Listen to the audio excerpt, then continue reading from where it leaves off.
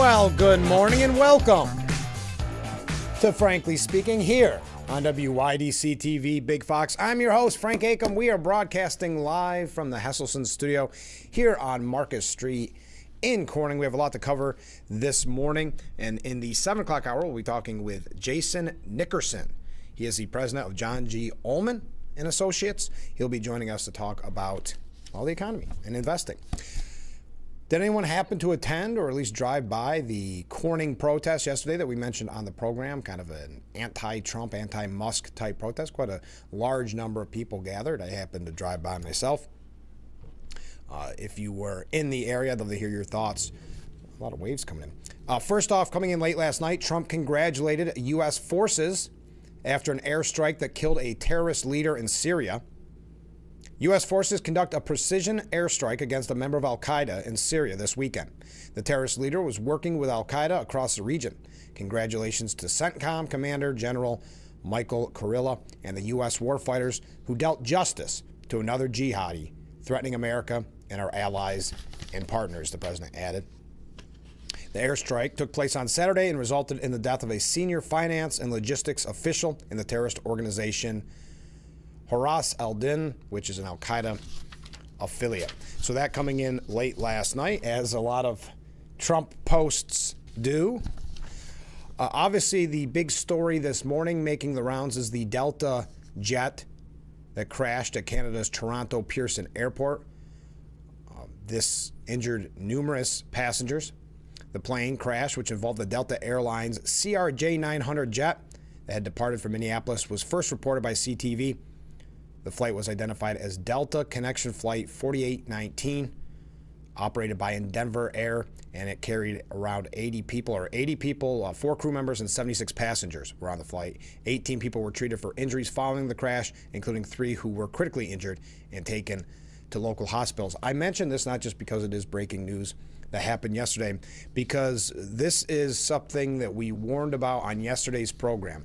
With the cuts that DOGE is making, anything and everything will be blamed on said cuts. And we have a lot on DOGE this morning. We do have a lot of updates that I have to get to start the program.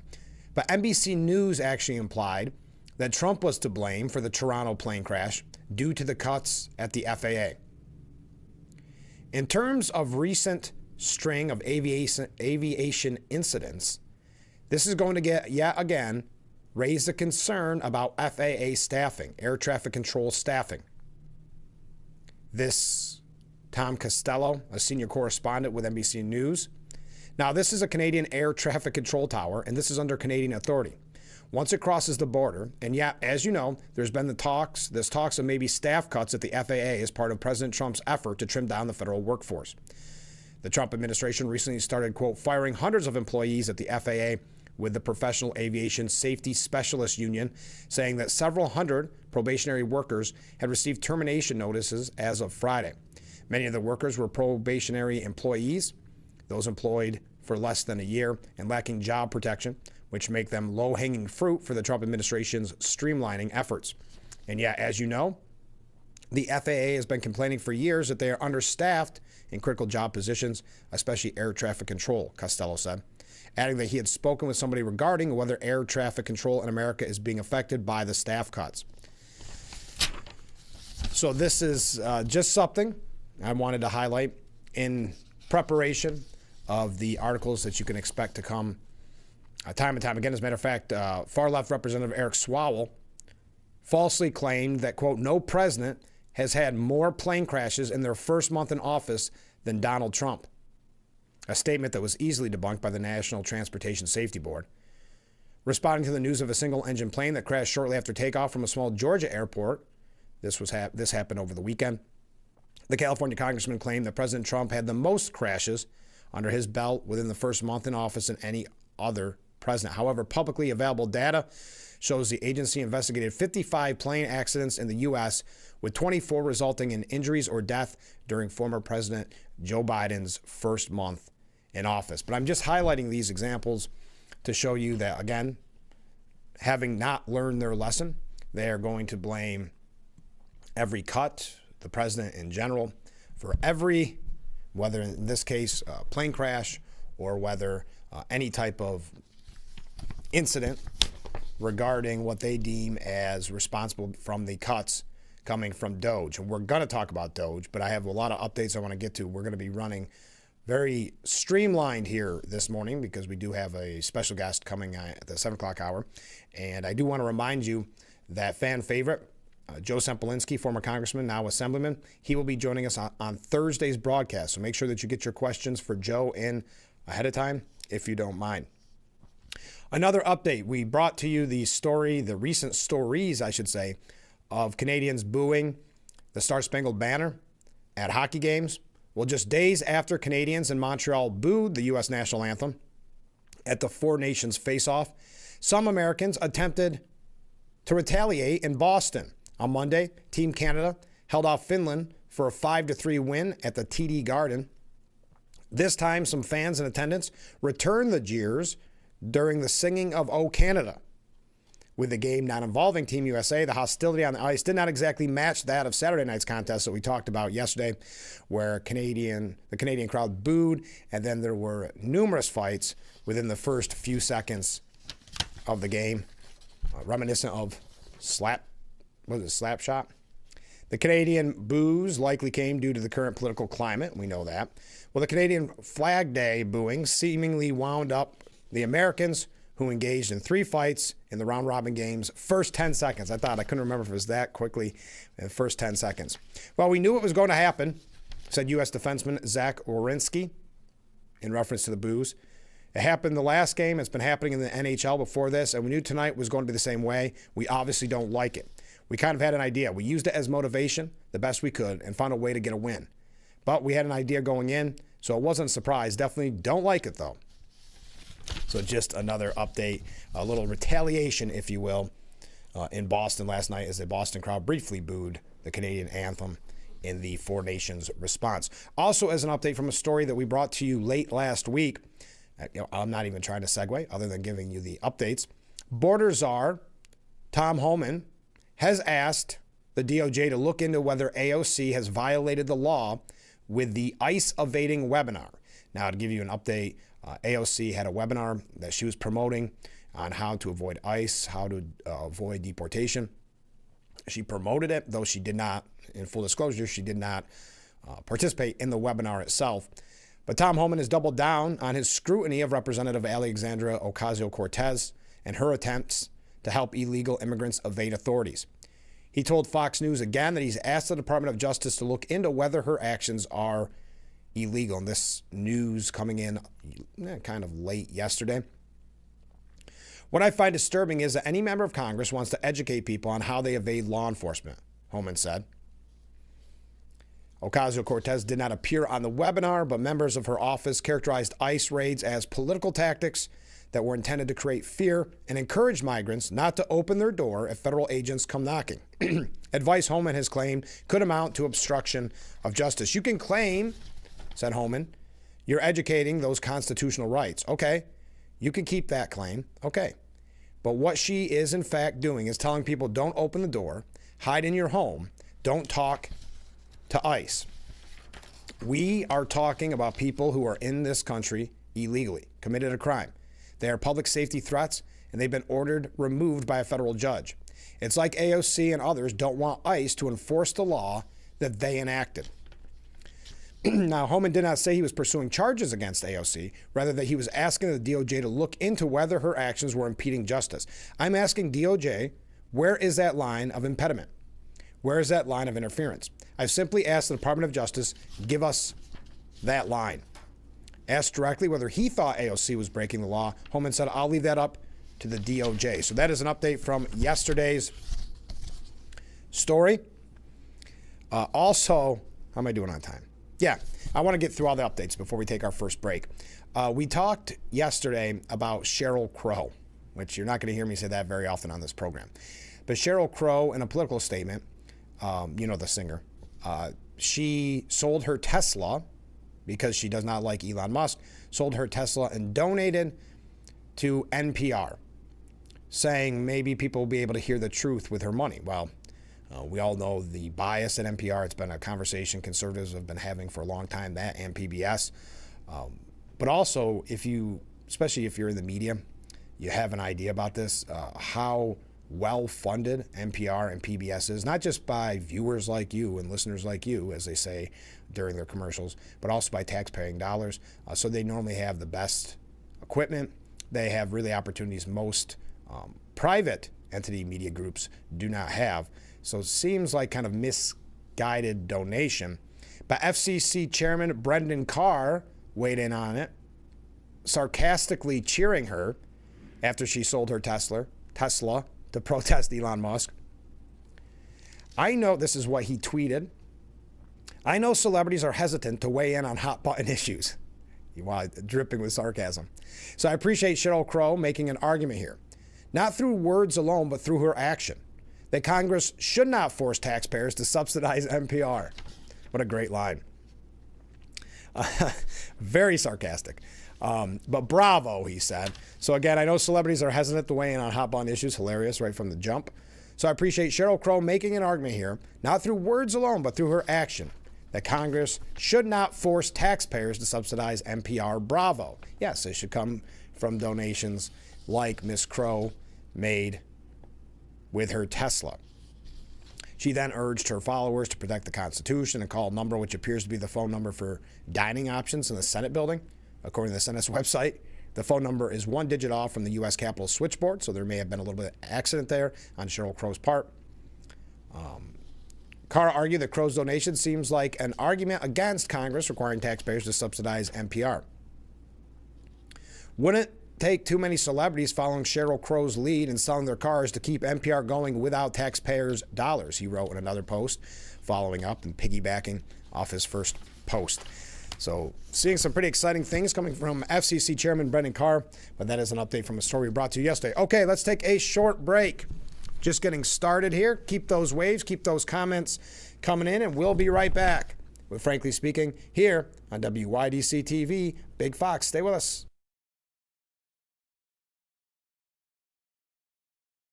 Have you been unable to work for over a year due to a mental or physical disability? Were you recently denied Social Security disability benefits? Great news. You may be eligible for money, back pay, relief. If you've been pre-qualified and diagnosed with a recognized condition that prohibits you from working, our lawyers can file a claim to get your disability benefit. Call us today and find out more.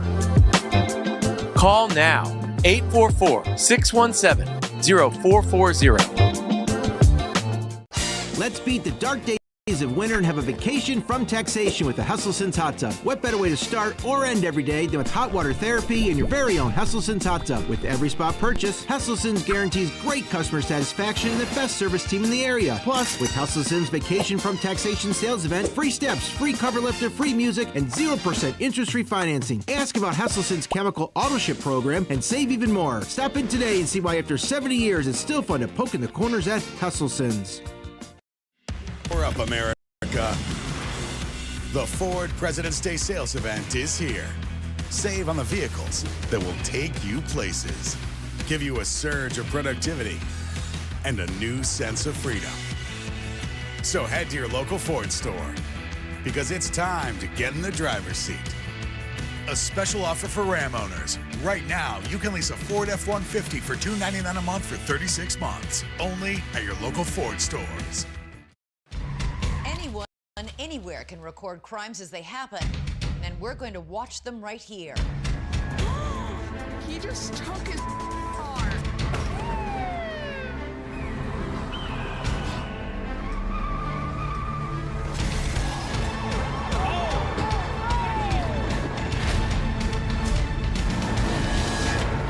With cameras everywhere, you can run, but you can't hide.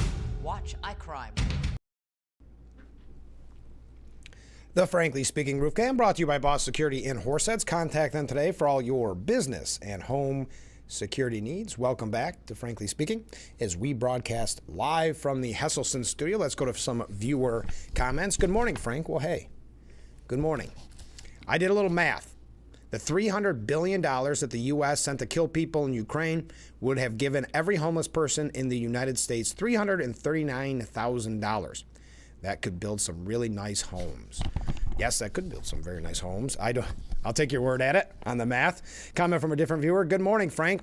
I would really like to know how President Trump is bringing down airplanes. Is he an evil X-Men crashing them with his mind? It's the typical reaction to Trump on everything, isn't it? The media blames him for everything and, of course, gives him no credit. We're going to show you more examples of that coming from the media a little bit later on. First, I just wanted to get your opinion on this. I don't want to talk about this too much. I believe I first heard about this over the weekend. The steroid Olympics. Have you heard about this? The steroid Olympics has clinched a double-digit $1 million cash infusion from investors led by Don Trump Jr. as the controversial sporting event pursues an American debut. Getting the Trump name behind the enhanced game was a monumental effort, said Australian businessman Aaron D'Souza. This is now a very American project. Now, the first enhanced games will include events in track, swimming, weightlifting, combat, and gymnastics, and will likely take place later this year in a warm U.S. city conducive to winter months. We wouldn't have hosted the games in the United States if Biden was elected, he stated. Silicon Valley CEOs were by and large all Democrats until this election, and it was because of the Biden administration's deep antagonism towards innovation and technology that made them change their stance. Now, the goals of the game is to break world records by allowing athletes to dope up with almost any legally available performance-enhancing drug while paying them handsomely. The enhanced games will require medical screenings, including cardiac and brain imaging and heart rhythm monitoring, according to a website. The International Olympic Committee are legacy incumbents that have a giant multi-billion-dollar century-long monopoly, and they're afraid of competition, D'Souza said. The IOC has never had competition, and they're very threatened by us. D'Souza said he expects enhanced games to align better with the Trump administration, particularly with the new Secretary of Health and Human Services, Robert F. Kennedy Jr. He has admitted to using testosterone replacement therapy in the past. That's all I know, folks. Just something that I found very interesting. While the games entice athletes to use drugs with hefty prizes, a $1 million bag for record breakers in track and swim events, and 5 or 6 figures upfront payment to participants. The Olympics similarly push dangerous substances, he said. All right. Anyway, came across my desk this morning, caught my interest, wanted to get your take on it. Okay. Oh, by the way, we didn't mention this yesterday. It just started yesterday, as a matter of fact. But the corrections officers who staged the strike, one of the prisons that this is happening at right now, Elmira, the other in Erie County. Corrections officers at 2 Western New York prisons. Well, okay, if you want to call us Western New York. This is from Brendan J. Lyons at Times-Union, saying that corrections officers went on strike on Monday in a, quote, unsanctioned work stoppage that has disrupted operations at the facilities, including visitations. The officers were holding signs that say strike and have set up burn barrels to stay warm outside Collins Correctional Facility in Erie County and Elmira Correctional Facility in Chemung County. They are protesting working conditions. Officials with the New York State Corrections Officers and Police Benevolent Association said the union did not sanction the strike. Much of this has to do with the HALT Act, which is, and we've talked about this extensively with Assemblyman Phil Palmisano in the past, where it has really, just much like we see when it comes to public safety in general, tying the hands of the officers while kind of coddling, if you will, the criminals. It has created quite a surge in attack on corrections officers in prisons and attacks on fellow inmates. So no longer can stand it, the unsafe working conditions, and they're protesting. I feel unfortunate for them that they picked such a cold week to do it outside. Officials with the State Department of Corrections and Community Supervision did not immediately comment on these strikes. The Times-Union reported earlier this month that some leaders for the labor union representing officers tried unsuccessfully to get their executive board to vote on a resolution calling for a statewide strike. The measure was rejected, and it did not make it to vote. And it's not just the HALT Act, though that plays a major decision in it, but it's also the hours they're being forced to work. We know that there's quite a need for corrections officers, but very often, hearing an interview yesterday or the day before, where you're talking sometimes 24, 30 hours of nonstop work leading to unsafe conditions for the corrections officers. Now, officials with the state corrections agency said the incident began when an inmate was found attempting to discard contraband. They said one officer sustained a minor injury, but that the CERT team were able to retake control of each of the dorm areas later that afternoon. That's specifically in Collins Correctional Facility. There was a use of force which resulted in the recovery of 2 cell phones, the agency said. The other incarcerated individuals in his dorm became agitated and attempted to check on the incarcerated individual in possession of the phones, who was not injured. Later that morning, as a result of various potential threats, staff exited 3 dorms without incident. There were no hostages taken in any of the 3 dorms. But this is what led to it. I see no reference in here to HALT Act specifically, but I've heard numerous people state that is one of the reasons. Chris Summers, president of the union, said assaults on staff are occurring at historic levels. 100% increase in those incidents over the past 5 years. And again, we've had such lengthy discussions about this with Assemblyman Phil Palmisano. Last week, in response to questions from the Times Union, the union said there were 13,229 corrections officers and 1,056 sergeants, which they said is down from 2 years ago by about 2,103 employees. During that same period, the number of inmates in custody has climbed more than 2,200. Union leaders said the situation has also led to corrections officers and other employees being forced to work long hours, including shifts up to 16 and even 24 hours. So if you have any inside information, I know you may be out protesting, but we have a big contingency of corrections officers that watch this program and used to listen on radio, and we thank you for that. We're always rooting for the job that you do, because it's very often a thankless job, and that's why we've had to so many times talk with Sheriff Schramm or Sheriff Allard or Phil or whoever would want to talk about it, the need for corrections officers, and encourage corrections officers for all that they do. So that is a more local issue. When we come back, we are going to talk about Doge. We're going to read some of your comments. We have a lot to get, not a lot on New York State. We may get to that, but we have to get through as much as we can, because as I said in the 7 o'clock hour, we're going to be talking with Jason Nickerson, president of John G. Ullman and Associates. We want to talk with him about, with a new president, a second term of Donald Trump, what we should know financially and about investing to get our money in order. So we'll be talking with him in the 7 o'clock hour. We'll be reading your comments, and we're going to be talking about everybody's favorite subject, Doge, when we come back. But I would love to hear your thoughts on the corrections officers and that strike. We're thinking about you out there. It's got to be very, very cold. I saw the burning barrels, and I saw the big heaters. So your thoughts on that? There was something else I wanted to ask you, a question to see your thoughts on, but I can't find it. So we'll get to that later on. Stay with us. This is Frankly Speaking here on WYDC TV, Big Fox. Frankly Speaking, Roof Cam is brought to you by Boss Security in Horseheads. Contact Boss Security for all your business and home security needs. Weeden Fitzpatrick, located at 6 Gansevoort Street in Bath, is your experienced, highly qualified, and trusted certified public accounting firm. The dedicated and knowledgeable staff of Wheat Fitzpatrick can handle every type of accounting work, including personal and business income taxes. Stop into Weeden Fitzpatrick at 6 Gansevoort Street or give them a call at 607-776-4308. The certified public accountants Charles Weed and Kelly Fitzpatrick will work hard to make tax time easier for you. Call for an appointment at 607-776-4308.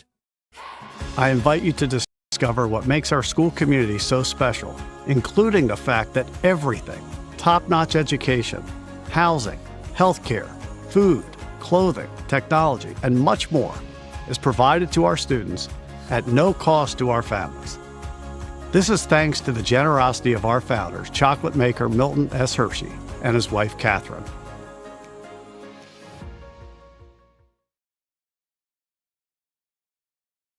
Anyone where can record crimes as they happen, and we're going to watch them right here.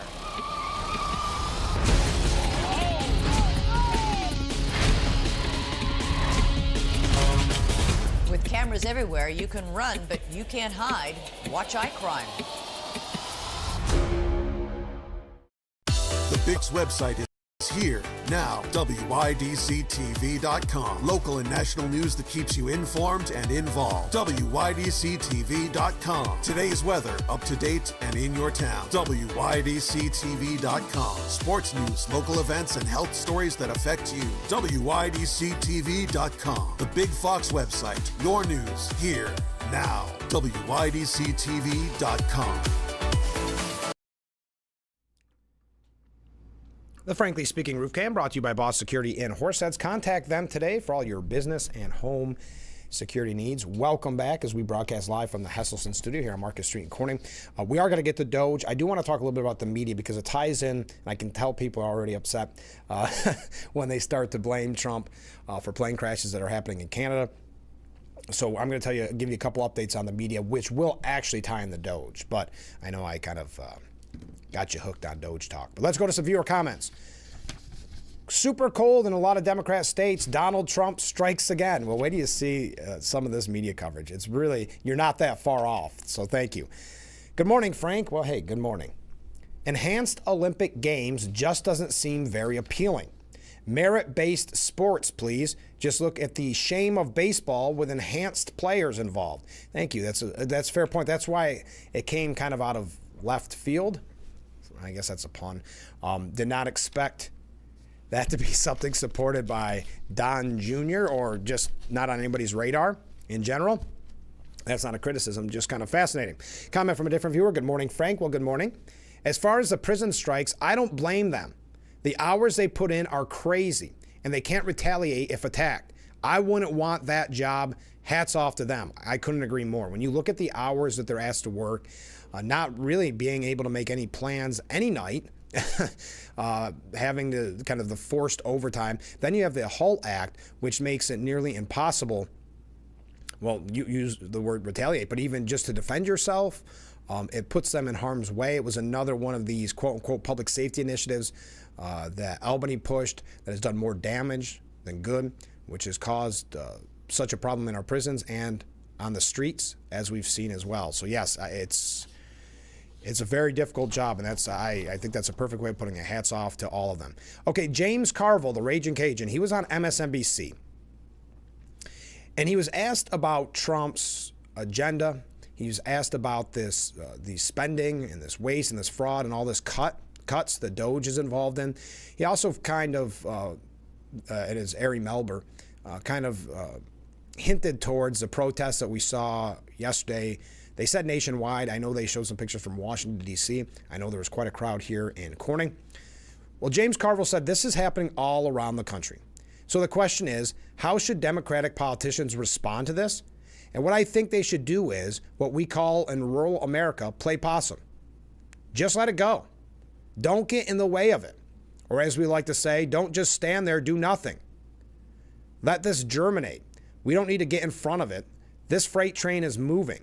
Let's just get out of the way, and then we're going to have time. So basically saying let Trump make the cuts, assuming that they're going to be bad. Now, they know that they can twist them, like we're seeing how they're trying to blame plane crashes on cuts at the FAA. So they know that they can start wording that message in a blame way. But what he's saying is let this continue to happen, assuming it's going to be a negative when I think it's resonating with the American people. Melber said Elon Musk was not elected. He was around in the final weeks of the campaign, but they certainly did not admit, or maybe they didn't know, that he would be a super almost co-president. Is that becoming a potential vulnerability for the Trump White House?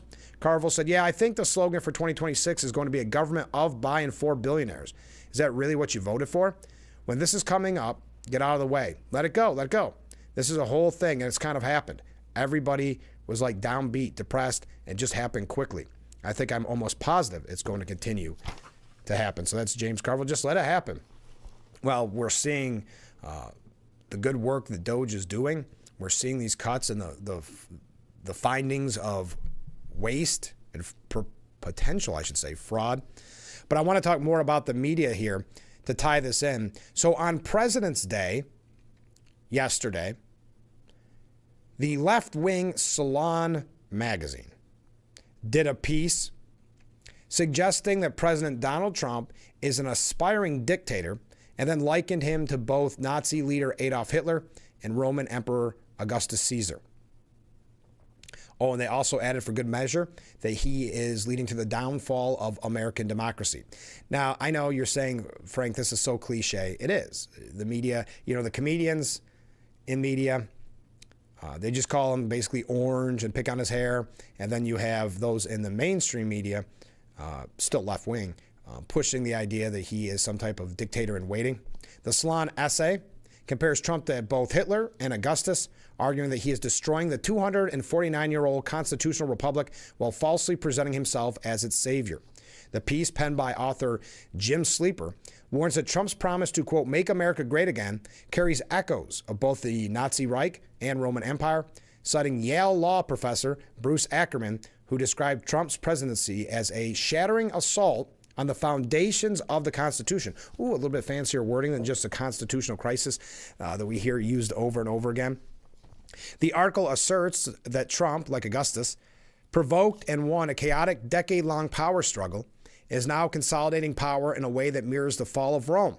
At the same time, it argues that Trump's failed coup attempt of 2021 resembles Hitler's 1923 beer hall, I don't know how I say it, as it attempts to draw parallels between Trump's rhetoric and Nazi slogans. And this is common. This was very common in the first term, where they say that his rhetoric is very Hitler-esque, or his rhetoric is very dictatorial. So that was on none other than President's Day, where Salon compares Trump to Hitler and calls him an aspiring dictator. But it's not just Trump that got it.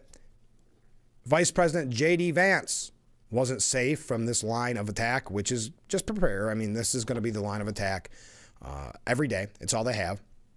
Representative Seth Moulton was on MSNBC Reports and suggested that Vice President J.D. Vance's Munich Security Conference address used, quote, some of the same language that Hitler used to justify the Holocaust.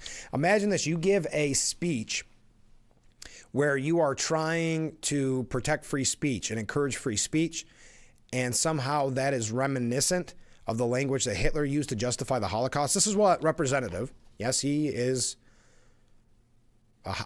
in the U.S. House of Representatives, he is a congressperson. He said, well, let me just talk about the mood in the room for that speech. It was one of absolute shock among our European allies, among basically everybody in the audience. I think many of us Americans just felt totally embarrassed as VP Vance delivered really not a speech, but a condescending lecture about the fundamental tenets of democracy to our European allies. And what was most remarkable is just how hypocritical this speech was.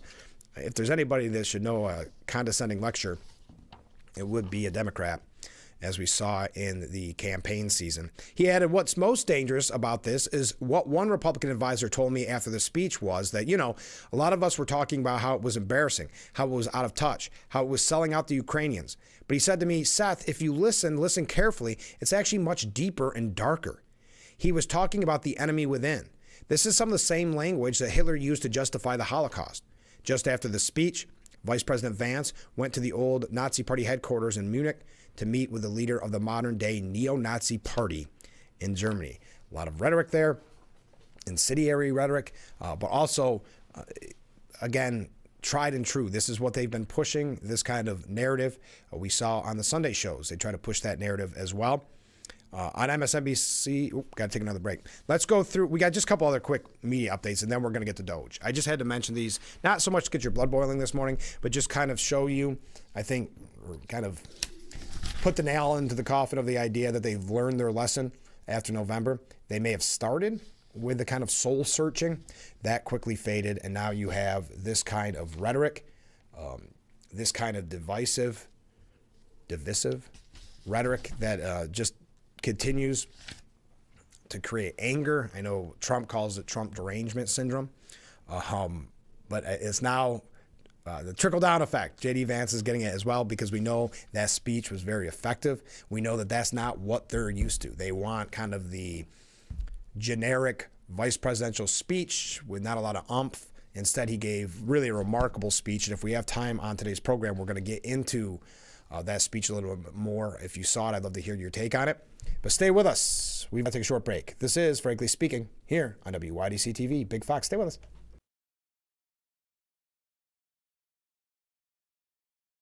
If you or a loved one regularly used hair relaxers or straighteners and were diagnosed with uterine, ovarian, or endometrial cancer, you may be entitled to significant financial compensation. I've used hair relaxers for years. I had no idea they could cause cancer. Chemical hair relaxers and straighteners have been linked to serious conditions, including several types of cancer. If you used hair relaxers and have been diagnosed with uterine, ovarian, or endometrial cancer, call us now. There's no fee unless we win your case. Call today. Hustling plus overbooked, plus bustling, plus cleaning overlooked. It all adds up.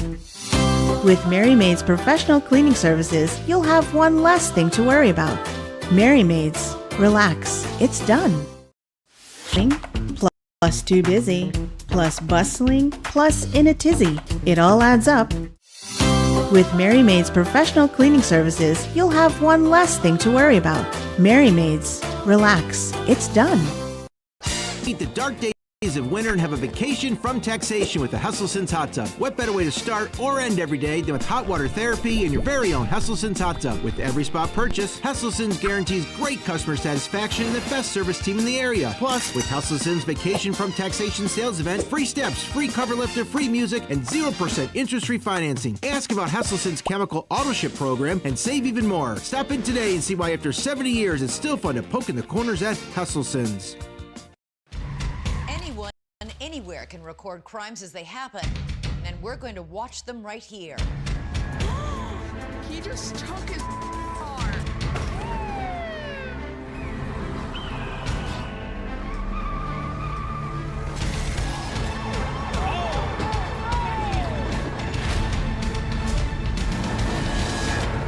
With cameras everywhere, you can run, but you can't hide. Watch iCrime. The Frankly Speaking Roof Cam, brought to you by Boss Security in Horseheads. Contact them today for all your business and home security needs. We are back with Frankly Speaking. Let's go to some viewer comments as we broadcast live from the Hesselson studio. Good morning, Frank. Oh, hey, good morning. The bottom line is, with respect to rich business owners, is that if they have money, they can expand their businesses, thereby creating jobs and therefore creating a larger tax base. This fact is something that the naysaying, simple-minded socialist Democrats just don't get. Thank you very much. Comment from a different viewer. Do you realize under German speech laws, currently, if you insult somebody, you can be arrested, especially if you do it online? People really are shocked when they learn about the German speech laws, and that's why it was so important for J.D. Vance to make that statement, and that's why the left seems to be so upset about it. We are going to talk about that speech. Hopefully, we'll have a moment to a little bit later on. But yes, do some research on the German speech laws, and it's shocking. Comment. So who supplies all the fancy signs for these protests? Has anybody asked? I would argue, let me play devil's advocate for a moment. I saw, if you're talking about the Corning one, I saw the anti-fascism President's Day rally, which seemed to be not so much about anti-fascism, but to be anti-Trump, anti-Musk. I saw the protests. Obviously, it was on Market Street. Good crowd. Can't take it away from them for how cold the weather was. But if you looked at their signs, they really weren't that fancy. Some of them were very difficult to read. Some were really nice, hand drawn. I didn't see any that were I shouldn't say none. I did see a few that looked produced, that they probably did get at a bigger rally at some point. But no, most of them were homemade. Some of them very difficult to actually read. That's not to knock on them, but sometimes you forget that you don't need to have a whole chapter of a book on your sign. You want to get short and to the point. Comment from a different viewer. Frank, is there any way you can get someone from the city of Elmira to explain why the parking garage is still in deplorable and unsafe conditions? My wife and I would love to attend a hockey game, but will not until this problem is addressed.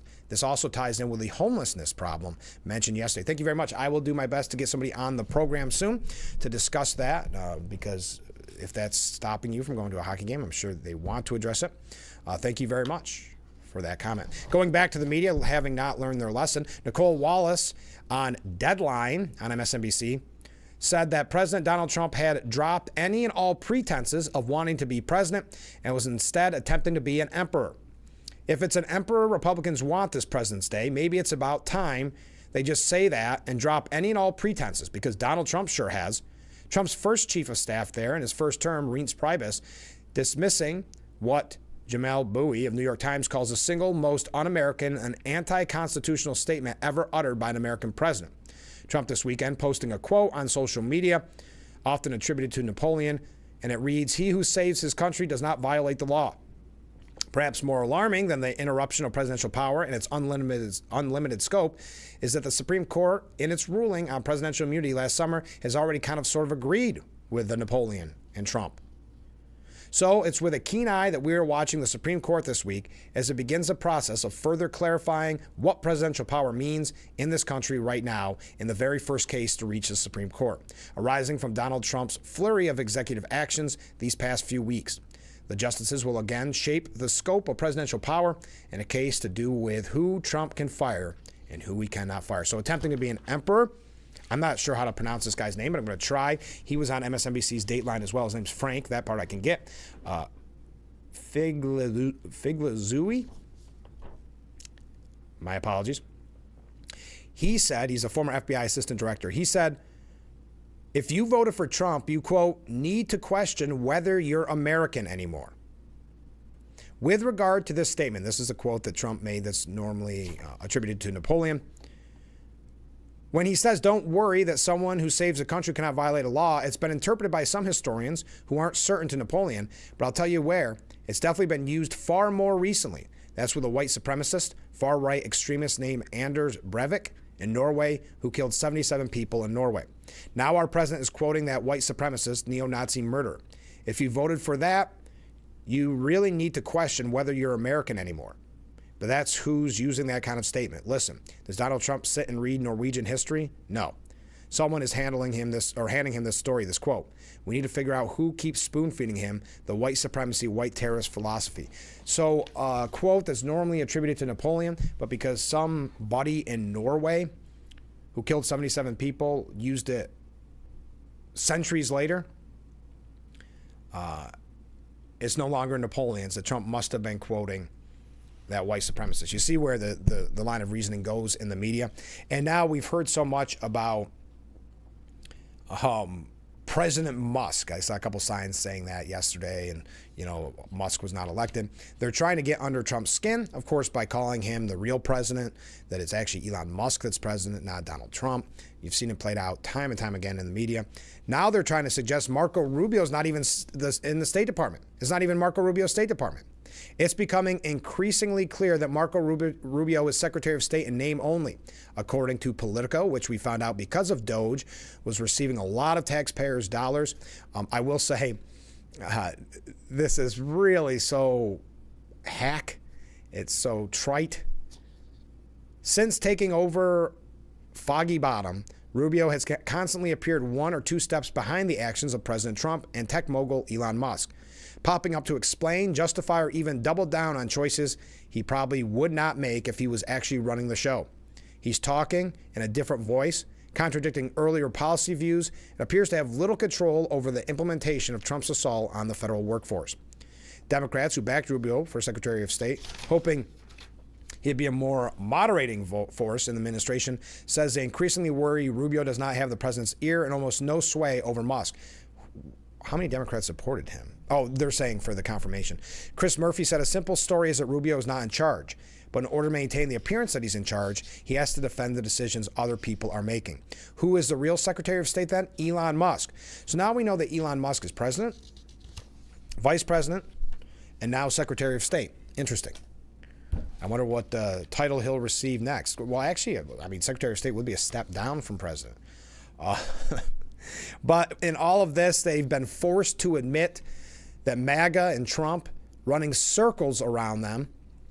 This coming from, again, far-left Politico, lamenting, quote, in the early days of Trump's second term, Democrats are getting swamped. Interesting choice of words there, by the way. The rapid response account the DNC started in January is a fifth of the size of Rapid Response 47, the Trump White House account. Hakeem Jeffries, the House Minority Leader, has almost 1 million followers, but Musk, who has posted hundreds of times over the last month, has more than 217 million followers. Some Democrat groups like MoveOn.org and Human Rights Campaign are posting far less on X, if not leaving the site completely for Blue Sky, a left-leaning version of X with far fewer users and nowhere the same audience reach. Conservative personalities hold 5 of the top 10 podcasts on Spotify, while for liberals, only the New York Times columnist Ezra Klein cracks that list. Some Democrats can see that they are losing an asymmetrical battle with the president and his MAGA allies, where Trump and Musk have dominated online spaces over the last month, and there's no consensus among them about how to fix their rapid response problem or who's to blame. I don't know how fixable that problem is right now, said one left-wing researcher telling Politico. So there's your media updates. When we come back, we're going to be talking about Doge. Read some of your comments. Keep them coming in. Almost ready to wrap up hour number 1. Where is the time going? Stay with us. This is Frankly Speaking here on WYDC TV, Big Fox.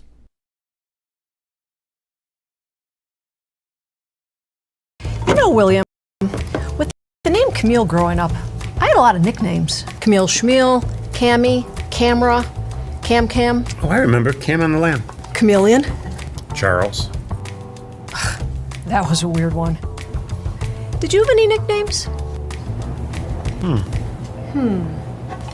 Bill. Bill. Yeah, I guess that's it.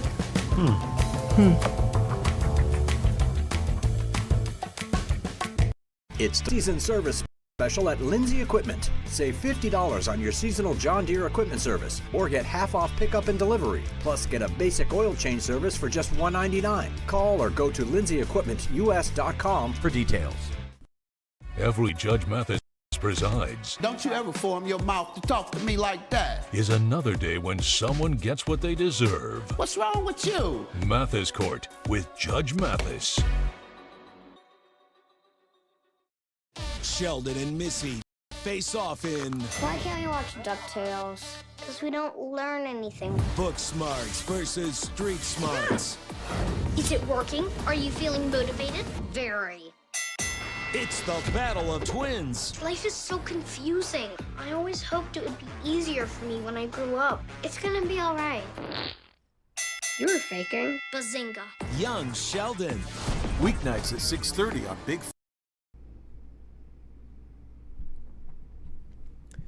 The Frankly Speaking Roof Cam brought to you by Boss Security in Horseheads. Give them a call today for all your business and home security needs. Welcome back as we broadcast live from the Hesselson studio here on Market Street in Corning. A couple comments from viewers. Regarding the criticism of the Supreme Court, what's next? Will those Democrats be saying that the justices that comprise the Supreme Court are anti-democracy? Yeah. I mean, there's no love lost between Democrats and the Supreme Court. Now, they used to love the Supreme Court because they could get through very unpopular laws through the court using the judicial system. Now, because of the way the cards are played, Donald Trump got all those picks. It's now more what they deem a conservative court, even though a conservative justice is more likely to go against a conservative belief than a Democrat is going against a Democrat belief. But having said that, yeah, there'll be a lot of criticism of the Supreme Court depending on what kind of decisions they make. Comment from a different viewer. This is Mark. Hey, Mark. The Dems are going crazy. They have had their power cut, kickbacks cut, and also they are making up lies like crazy. Maybe they should take heed at what Trump is doing if they want to get elected again. I think that's why some have been quiet. Some have even shown support in some instances, not full-throated support, we'll say that. But for certain things, because they saw what some did, what the landslide election meant in November. Now, Doge discovered $4.7 trillion in Treasury payments that were missing a critical code, meaning traceability was almost impossible. Doge announced yesterday evening, that some 4.7 trillion, folks, I'm not talking billions or millions like we've been talking about the last few days, $4.7 trillion in payments from the Treasury Department were missing a critical tracking code, which made tracing the transactions, quote, almost impossible. The transactions were reportedly missing the Treasury account symbol, or TAS, an identification code which links a Treasury payment to a budget line item. They described the use of the code as a standard financial process. In the federal government, the TAS field was optional for $4.7 trillion in payments and was often left blank, making traceability almost impossible. The tweet read, the Elon Musk-led project to curb waste, fraud, and abuse in the federal government said in light of the discovery, use of the TAS code is now mandatory. As of Saturday, this is now a required field. increasing insight into where money is actually going, and thanking the Treasury Department for its great work implementing the change. Musk touted the change as a major improvement in Treasury payment integrity. This was a combined effort of Doge, Treasury, and the Federal Reserve. Nice work by all. Now, the Treasury Department, which facilitates trillions of dollars worth of government payments every year, was one of the first agencies Doge embedded itself in after Trump's inauguration. So $4.7 trillion, and you can think of how there could be some errors there. There could be, I don't think there's any suggestion of misdeeds, but the conversation needed to be had. Elon Musk also cried fraud on $20 million, or 20 million, in Social Security database that are over 100 years old. Tesla and ex-CEO Elon Musk, head of Doge, claimed to uncover the biggest fraud in history when he stumbled across more than 20 million people listed in the Social Security database as over the age of 100 years old. Quote, according to the Social Security database, there are the numbers of people in each age bucket with a death field set to false, showing a chart of ages ranging from 0 to 369 years old. Maybe Twilight is real and there are a lot of vampires collecting Social Security, he joked, adding that there are far more eligible Social Security numbers than there are citizens in the USA. This might be the biggest fraud in history. However, this bombshell has long been known by the Social Security Administration, which released an audit back in July of 23 showing that 18.9 million people listed as 100 years or older but not dead were in the database. Only 86,000 people living in the U.S. at the time were actually over 100 years old, according to the Census Bureau. The same Inspector General's office found in March 2015 audit that 16.5 million people with Social Security numbers but no death information were over 112 years old, despite just 35 people on the planet having reached that ripe old age. In both audits, the Inspector General concluded that almost none were actually cashing Social Security checks, despite the glaring accounting error, identifying people born in 1886 and 1893 as still living, in two extreme examples. Roughly 18.4 million uncovered in the 2023 audit had not received benefits or reported income for 50 years, meaning they were likely dead. We believe it likely that the Social Security Administration did not receive or record most of the 18.9 million individuals' death information, primarily because the individuals died decades ago before the use of electronic death reporter. Around 44,000 were actually receiving benefits, with 13 of those older than 112. So it's just very few. Only 44,000 actually receiving benefits. That's supposed to be taken as a comfort and I guess looked at as some negative against Elon Musk trying to root out what he calls this fraud. You may have heard yesterday that the acting head of the Social Security Administration has resigned after a dispute with Doge. We're going to talk about that when we come back. Stay with us. We'll be right back with Frankly Speaking here on WYDC TV, Big Fox.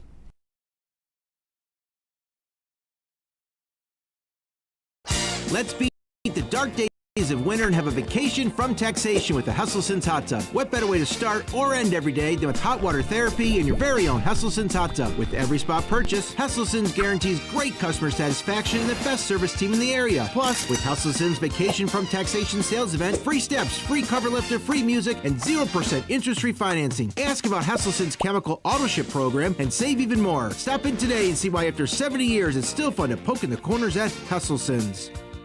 Hi, Blaze Alexander, and it's no secret we live in truck country.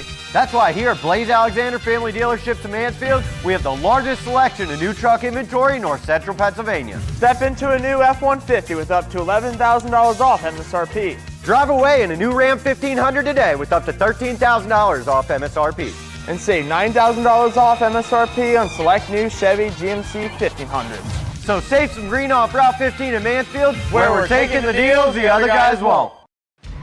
Anyone, anywhere can record crimes as they happen, and we're going to watch them right here. He just took his car.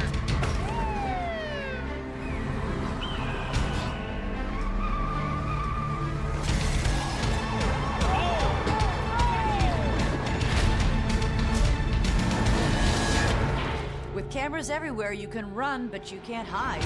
Watch iCrime.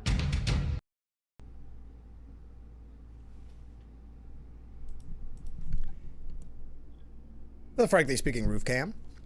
Brought to you by Boss Security in Horseheads. Contact Boss Security today for all your business and home security needs. Welcome back as we are broadcasting live from the Hesselson studio, wrapping up hour number one. The Social Security Administration's acting commissioner reportedly resigned over the weekend after a dispute with DOJ over access to sensitive government records. Michelle King, a career federal worker who had been with SSA since 1994, quit over the DOJ disagreement Saturday and was replaced by Leland Dudick. The Washington Post reported this yesterday. Dudick has been supportive of DOJ's efforts to root out waste, fraud, and abuse in the federal government and will serve as acting commissioner of SSA until President Trump's pick to lead the agency. Frank Bisgano is confirmed by the Senate, according to the outlet. DOJ staffers embedded at SSA reportedly sought access to sensitive files in the same manner that they have at other federal agencies, such as the Treasury Department, since Trump established the cost-cutting initiative. All right. Our number one is in the books. Coming up in the next hour, we're going to be talking with Jason Nickerson. He is the president of John G. Ullman and Associates. We'll be talking with him right around 7:10. Also on Thursday's program, we're going to be talking to former congressman, current assemblyman, also the chair of the Steuben County Republican Committee, Joe Sempolinski. He's going to join us Thursday. Petition season is about to begin, so we'll find out a little bit about that. If you have any questions for the former congressman, current assemblyman, his title just keeps getting longer. If you have any questions, please feel free to reach that number at the bottom of the screen. I'd love to hear from you, and we'll try our best to get to as many of those questions as we possibly can. Okay. Let's wrap up hour number one here. Coming up, we got some other guests coming up next week. I don't want to get through all of those quite yet and give away all of our guests until they're officially set in stone. So we'll hold off on that. But I do want to wrap up hour number one here. If you have any questions, I do have a couple comments that I didn't get a chance to get to because I ran out of the room for a moment. We'll get to those at the top of the hour. We've got a few things here about DOJ, a little bit more about J.D. Vance's speech. I'd love to hear your thoughts on that. I'd also love to know your thoughts on the strike going on in Elmira right now with the corrections officers. We wish them the best in this very cold weather. Hear your thoughts on that. Oh, one other quick thing, because I'm not going to have time to dive into this. But Tom Cotton has a new book out about how the Chinese Communist Party has conquered Hollywood since the 1990s. There's a section of that book from Tom Cotton at the New York Post this morning. If that's something that interests you, we've talked in the past numerous times about if Hollywood wants to have their movie play in China, sometimes they're told to cut certain things. He goes into depth on this. The book, 7 Things You Can't Say About China, that's by Tom Cotton, and that is out now. All right, we're out of time. Hour number one in the books. Hour number two, mere moments away. Stay with us. This is Frankly Speaking here on WYDC TV. Big Fox, we will be right back.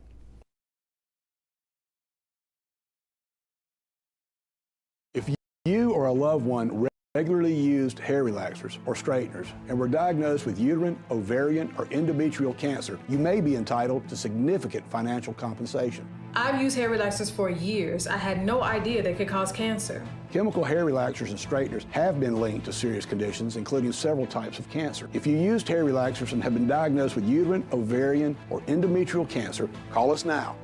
There's no fee unless we win your case. Call today. Ever feel a spectator in your own life with chronic migraine? 15 or more headache days a month, each lasting 4 hours or more. Botox prevents headaches in adults with chronic migraine. In a survey, 91% of users wish they'd started sooner. So why wait? Talk to your doctor. Botox effects may spread hours to weeks after injection, causing serious symptoms. Alert your doctor right away, as trouble swallowing, speaking, breathing, eye problems, or muscle weakness can be signs of a life-threatening condition. Those with these conditions before injection are at highest risk. Side effects may include allergic reactions like rash, breathing problems, dizziness, neck and injection site pain, and headache. Don't receive Botox if there's a skin infection. Tell your doctor your medical history, muscle or nerve conditions like ALS, myasthenia gravis, or Lambert-Eaton syndrome, and medicines like botulinum toxins, which may increase the risk of serious side effects. Chronic migraine may still keep you from being there. Ask your doctor about Botox today. Learn how AbbVie can help you save.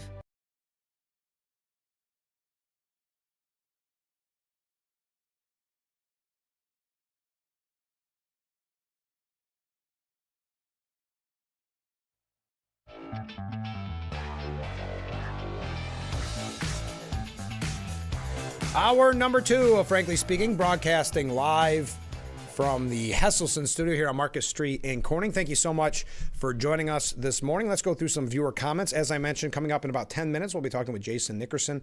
He is the president of John G. Ullman and Associates, so make sure that you stay tuned for that. First up, good morning, Frank. Well, good morning. I like to visit doge.gov to see all of the waste and abuse that isn't mentioned by the media. Everyone that bashes Musk must be in favor of the $10 million that went for Mozambique voluntary medical male circumcision.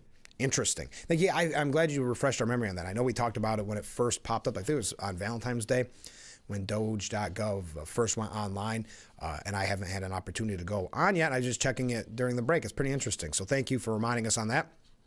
Comment from a different viewer. I can't wait till Musk finds out that people like Nancy Pelosi and other politicians have been receiving ill-gotten gains. That'll be interesting if that unfolds. Thank you very much. Comment from a different viewer. It would be an extraordinary sign of goodwill for you to invite an articulate protester to tell us calmly and coherently what exactly they don't like about what has happened in the last month that they are protesting. I just don't get it. Criminal aliens being deported, loyal Democrat voters losing their six-figure government jobs, DEI bullies having to make an honest living, calling out allies that are slouching towards authoritarianism. I'm generally curious. All I get is don't like the way things are going, or world's richest man wants your social security number, which I don't understand why. I mean, he can't really want my social security. But anyway, I probably won't do that. That not the best programming, but I would be more than happy to read comments from viewers that happened to go to yesterday's protest, or one of the many protests they've had against Trump and against Musk. More than happy to read the comments, but probably kind of difficult to pull that off as an interview. But thank you for the suggestion. Always appreciate those suggestions. But yes, feel free to reach out anytime. We'll read it, your statement, with respect. Okay, Elon Musk's Doge, speaking of DEI, puts DEI on the chopping block, which with the termination of over $370 million in education department grants. This was announced yesterday. The grants totaled $373 million. One grant was reportedly funding training for teachers to engage in ongoing learning and self-reflection to confront their own biases and racism and develop asset-based anti-racist mindsets. Over the past several weeks, Doge has announced the canceling of various streams of funding to DEI in education, including $9.7 million for UC Berkeley to develop a cohort of Cambodian youth with enterprise-driven skills. The latest spending sweep comes just days after Doge announced the termination of another 89 DOE contracts totaling $881 million, which included more than $100 million in DEI grants.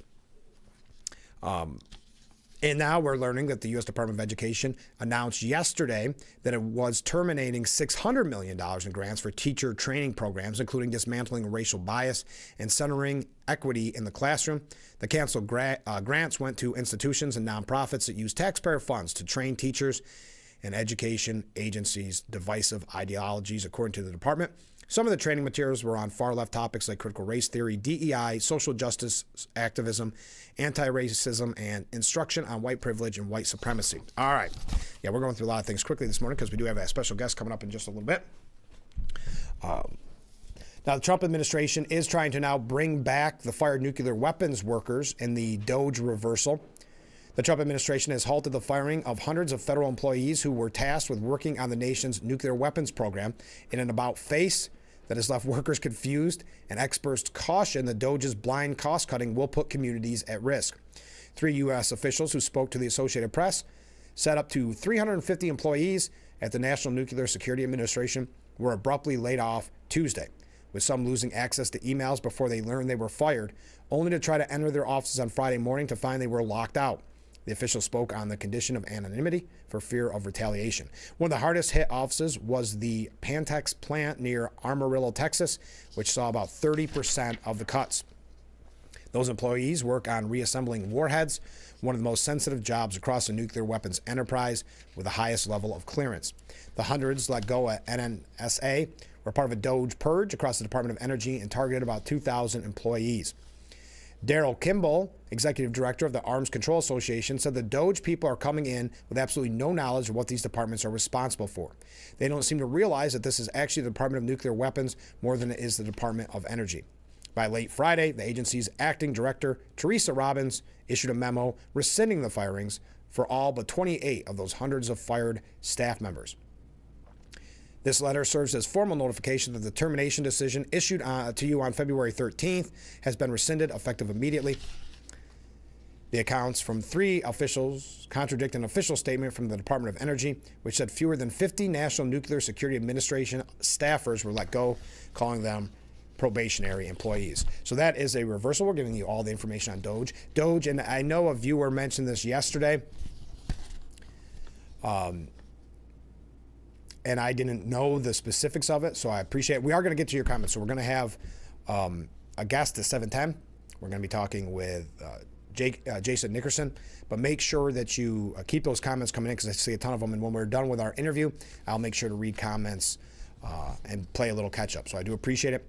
But a viewer mentioned this yesterday, and I kind of glanced over it, and now I'm finding out more that D.C. house prices have been slashed because DOGE has been targeting those federal workers. As of Monday early morning, there were a total of 2,400 homes listed for sale on Zillow in Washington, D.C., 250 of which have been put on the market in the last 7 days and 461 in the last 14 days. More than half the homes currently listed for sale on the real estate platform, 1,489, have been added in the past 90 days. Some homeowners in Washington, D.C. are not only apparently rushing to sell their properties in the city, but they're also willing to slash prices to attract reluctant buyers. Of the 2,400 homes currently listed for sale, 426 have seen a price reduction. They give specifics on some of them. But financial social media profile Wall Street Mav wrote on Twitter, the Washington, D.C. housing market is being affected by the layoffs in the federal government. Now imagine what happens to the rental market and housing market in the USA when 10 to 20 million illegal aliens are deported. Rents and housing prices become affordable again. Real estate analyst Lance Lambert wrote, I've already received a few messages from local agents about the cooling effect that DOGE and federal spending cuts are having on DC's housing market. Anecdotal noise or material impact, we will have to wait and see. So that is another, I guess you could say, I don't know, I don't want to say consequence, but that is something else coming from DOGE that maybe not as expected, but that ties in with a really, well, we don't have time to get to it. We do have a few things here on international issues later on in the program. We've got a couple of New York State updates. Do you think Eric Adams lasts? I know Governor Hochul is meeting with some leaders to have the discussion about Eric Adams. Now, keep in mind, she can replace him. The governor of New York State, there is not a recall scenario in New York State. There is a scenario where the governor can oust an elected leader or replace an elected leader. Do you think that's or calling for him to be ousted? She is assembling key leaders to discuss a path forward regarding Eric Adams. People were calling at a protest yesterday for her to dump Eric Adams. Your thoughts, will he make it? I know that's more of a city issue, but worth mentioning. Also, I'd love to hear your thoughts on the strike going on at Elmira Correctional Facility. We talked about it a little bit earlier this morning. Obviously, they're braving the cold to really fight for their safety, fight for not just their mental health when you look at the hours that they're receiving, they're being forced to work, but also when you talk about the HALT Act and putting their lives in jeopardy. And we'll have to have somebody like Phil Palmisano, who's been a very outspoken critic of HALT. We'll have to have him on again the program soon to discuss this issue specifically, to give you some of the numbers, because they are very disturbing when you look at not just prisoners on corrections officers, the violence there, but also the numbers when it comes to the prisoners, got distracted on something in the background, prisoners on prisoner violence as well. So we'd love to hear your thoughts on that. But we've got to take a short break. When we come back, we'll be talking with Jason Nickerson from John G. Ullman and Associates. That's up after this quick commercial break. Keep those comments coming in. If you're new to the program, you see the number on the bottom of the screen. I would love to hear from you. You can also send in questions for Thursday's interview with former Congressman and current Assemblyman Joe Sempolinski, who will be joining us for the 7 o'clock hour on Thursday. So if you have any questions about federal issues, state issues, or if you want to run for office, because he is the Steuben County Republican chair, I'm sure he would love your questions on that as well. Stay with us. We'll be right back with Frankly Speaking after this. Oh, there we go. Got the wrong break there. We'll be right back. Stay with us.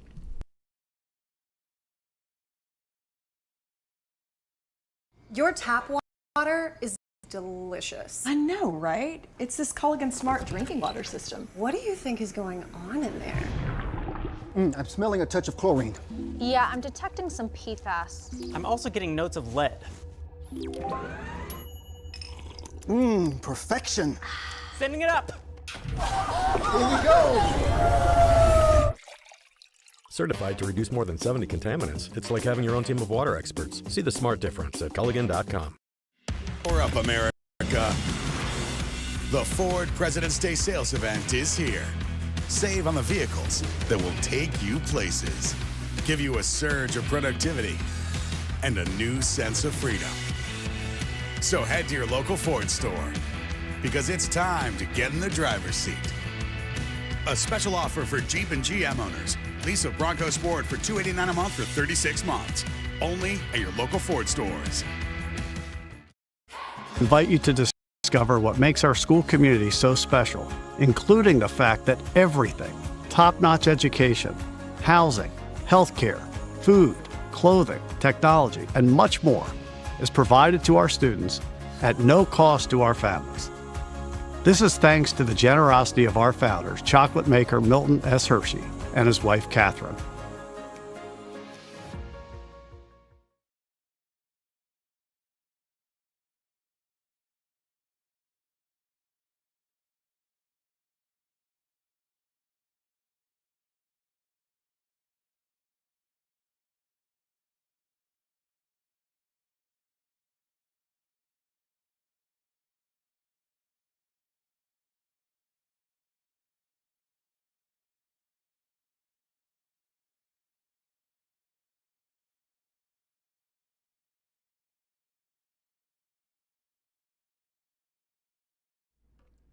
The Frankly Speaking Roof Cam brought to you by Boss Security in Horseheads. Contact them today for all your business and home security needs.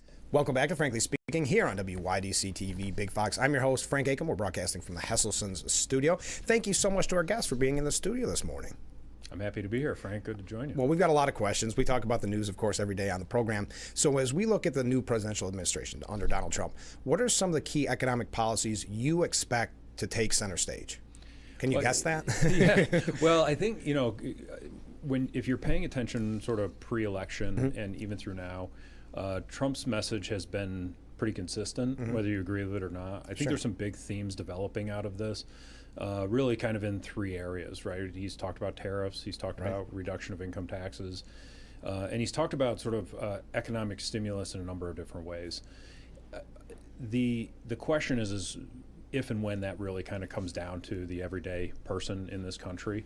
But it has been somewhat consistent.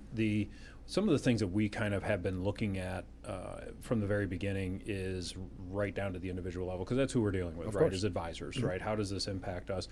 One of the things that we focused in on was Trump had put in place some tax rules, laws, in his first administration that are set to expire at the end of this year. Okay. And now with that he is in office, the expectation is that those will get extended. And there's a few things in there that are pretty important, small businesses and to individuals. Just to highlight a couple of the things. Small businesses, you're looking at a qualified business income deduction, you're looking at bonus depreciation, and we would expect those to get extended, and those are very supportive to small businesses. Tax rates are set to go higher if not extended. We would expect the current tax rates to get extended. The estate tax exemption, federal estate tax exemption, sits at about $13 million, a huge dollar amount, which basically eliminates a lot of estates from taxation, and we would expect that to get extended as well. There's a lot of that can be very stimulative, right down to the individual level. Okay. There is a few things in there that that he put in place that were actually not tax reductions, but kind of turned out to be increase in taxes overall. And one of them in particular that's being talked about as being eliminated is what's called the SALT deduction, SALT. So that's your state and local income taxes. Right. What they were trying to do was simplify the income tax return for the individual by increasing the standard deduction, right? And that knocked a lot of people out of itemizing deductions at the federal level. But then what we found out was that at the state level, you still had to do that accounting. So it didn't really simplify anything in some ways. Now we have this $10,000 cap on the amount of taxes we can deduct on our federal tax return if we're in itemized deductions, and there is talk about eliminating that. So that would be another positive potentially. But I guess overall, it sounds as though we're trying to generate economic activity, and there are good and bad outcomes to that, right? Everyone wants, a growing economy and more money in their pockets and things like that. But what we have to really kind of be careful of is what is the ultimate outcome, because we have kind of seen that in the past where an overstimulated economy can actually be a negative in some ways. Well, that is interesting. This is a unique position because you can also study what the 4 years look like under Trump. This is unique. We've never seen anything quite like that. But when you've done historically, when you look at presidential administrations, it doesn't matter the party, how has it impacted the economy and markets in the short and then the long term? Well, that's a great question because it was one that I kind of asked myself as we were leading up to this election, which was how has the stock market performed under different presidential elections? What I found was Deutsche Bank actually studied this in detail. Two research analysts went all the way back to 1901. They used the S&P 500 as their benchmark to study stock market performance. And there were 3 presidents, and only 3, that had negative stock market performance. It was Hoover, Nixon, and then George W. Bush was the most recent. Now, if we just take that, because most of the viewers are going to remember the Bush presidency, which was 8 years, and there were 2 major market events that contributed to negative stock market performance. One was known as the dot-com bubble at the turn of the century, and one was known as the Great Recession from around the end of 2007 to the end of 2009. So one could say that the president really doesn't impact market performance, and it's more event-driven. But on the other hand, again, I like to debate with myself and say that there are certain things that a president or an administration can do that can push a market event in a positive or negative way. Now, if you look at the past 4 years under the Biden administration as compared to the Trump years coming forward, what are you looking at in those 2 differences in kind of economic policies?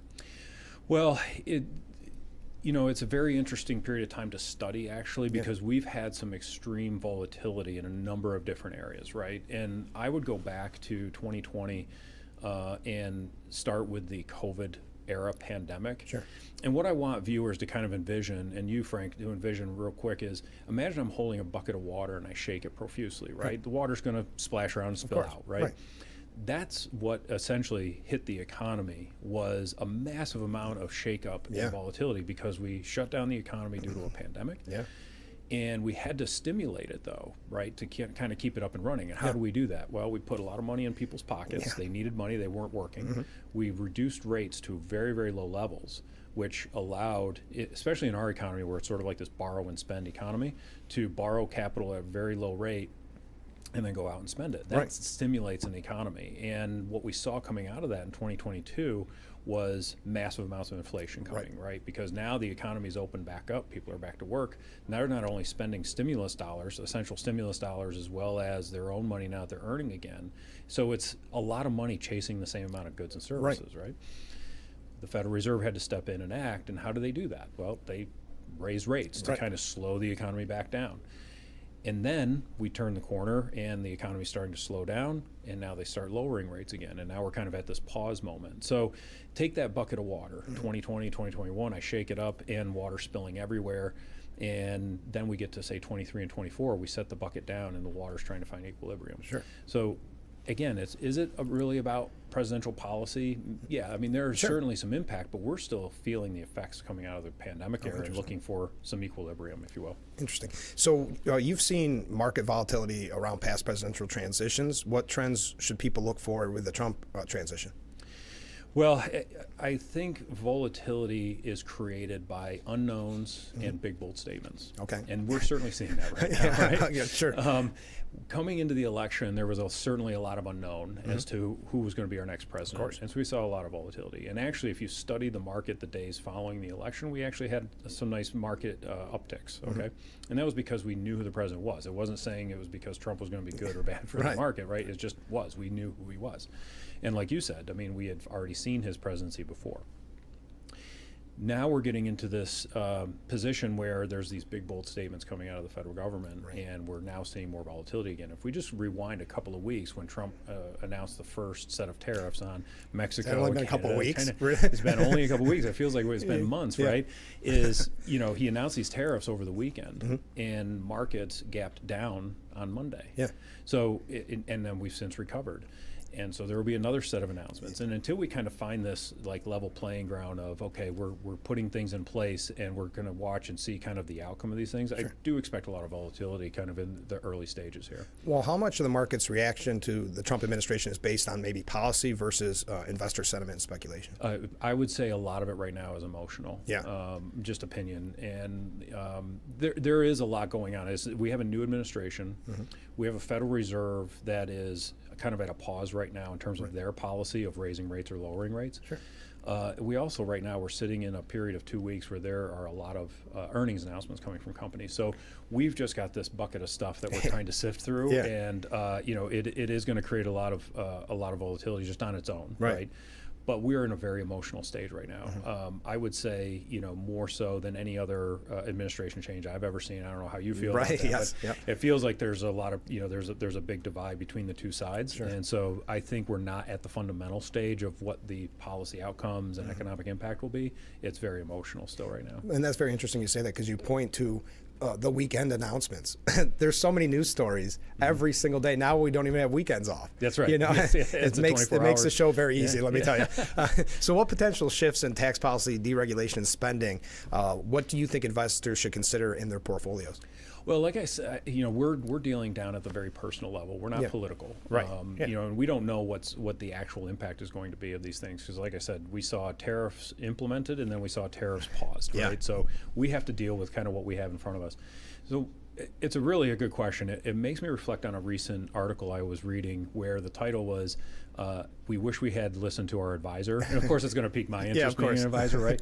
Is you have clients who we have great relationships with our clients and very strong partnerships. So there is a lot of give and take. But this particular couple in this article was explaining how their advisor had recommended that they take this pile of cash that they had developed and not pay off their mortgage and invest the money instead to enhance their retirement savings and so on. And they did not follow that advice. They actually paid off their mortgage. Now, depending on what side you sit on, right? There's pundits, experts, and so on that feel, eliminate all debt as soon as you can. And there's some that say use good debt to enhance savings and investments, right? I actually paid attention probably to a part of the article that I wasn't really supposed to. It was, what did they do with the extra money on a monthly basis? They paid off their mortgage. And they talked about how they enhanced their life out of it. They went to more expensive restaurants and they bought more things. Okay, so this is where the part of what's kind of coming out that I get concerned with, right, is because I think in this country you hear there's roughly $1 trillion in credit card debt sitting out there. The last administration was trying to help student loan borrowers, right, by providing some relief. It's what does the individual actually do with that extra money if there's policies put in place that lower taxes or have them find extra cash flow. Right. My concern is that it's not used in a disciplined way, and this is just my brain as an advisor, right? Is that it's used to enhance lifestyle instead of enhance future lifestyle. It's enhancing now versus future, right? Where if the everyday individual using that extra cash flow to enhance their retirement savings, pay off debt, especially debt that is not good debt, right? And using it to enhance what could their goals and objectives in their financial plan, there's nothing really in place to help us do that. So it's a concern. I mean, it seems like a good opportunity, but it is a concern. Is do we have do we have this opportunity to really kind of improve our own personal financial status? Do you see a big uptick in phone calls when there's a new president asking you questions? Absolutely. Yeah, absolutely. Is there always kind of a concern around it? There's a lot of there's concern, and then there is also, you know, what can we do to capture, right? So there's two sides. What I would suggest to people, and I've had clients call and say, I'm very, very concerned about what this president's going to do, and it's not just with Trump; it's been past presidents too. It's listen. If there is a high level of concern, the first thing you should do is review whatever the plan is, okay, and make a change, because you're not going to sleep at night until you kind of take a step, take an action. Right. Okay. My job as the advisor is to make sure you don't go too overboard. Right. Is like kind of bring balance to the conversation, regardless of which side you sit on. But if you do have this fear that there's a severe market correction coming because of a president, it might be because you're too overextended in risk anyway. And so you should really think about, go back and revisit some of the things that are very, very personal and individual to you, right? You need to revisit diversification, not just in your investments, but your overall plan. Diversification applies to more than just your investment portfolio. Right. You should revisit your balance, and that is also not just to your investment portfolio, that's your overall plan, not going too far down one strategy to where it's going to cost you a lot to back out of it. And what is your overall timeline, right? So people who are nervous about where their money is invested, maybe they're too far invested into one strategy or one area, and they need to find balance. They need to find diversification. But also the timeline's important, right? If you've invested cash that you think you're going to need in the next 2 or 3 years, you're probably overextended in your investments, and we would say you need to start looking at sort of more conservative vehicles for something like that. How might Trump's fiscal policies, such as the tax cuts that we talked about, infrastructure spending, tariffs, those type of things, how do they affect the overall economic growth? Well, it depends on how it's used, right? Because what is being talked about in reduction of spending and tariffs that are supposed to be beneficial to our country, or lower taxes, it really depends on what it's used for. Sure. If those things are used to benefit our country, to improve our infrastructure, which is sorely needed, roads, bridges, highways, the power grid, things like that, then we're going to start to see improvements in our country and overall economy, because those investments are going back into our country. What you can't have, and what I would say is you can't have a continuation of what we've seen in this country. It's something that's concerned us overall long term, is we're continuing to run a budget deficit. We are continuing to add to our nation's debt. And while I don't believe that all debt is bad debt. Sure. There is a point where we've got to fix something, right? Because someone's got to pay that back. And we talk about, every president for a long, long time has said, here, we have to make improvements to our financial status in our country. Right. And it could be our nation's debt, it could be our budget, it could be even programs like Social Security and Medicare. And our thought and belief was that those were going to be very, very hard decisions to make, right? Like, how are you going to do that? Well, you either raise revenue or cut costs. Yeah. And we're kind of seeing some of that on one side right now through a lot of cost cutting.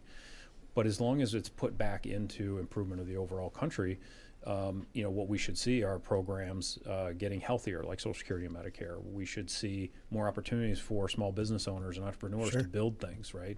We should see opportunities for just everyday Americans to improve their own financial status, not mirror it after how the country's been run, but improve ourselves and pay off our own bad debt and invest in our future and our kids' future and so on. We'd be in some big trouble if we smile like that. What impact do you foresee on inflation and interest rates under the Trump administration?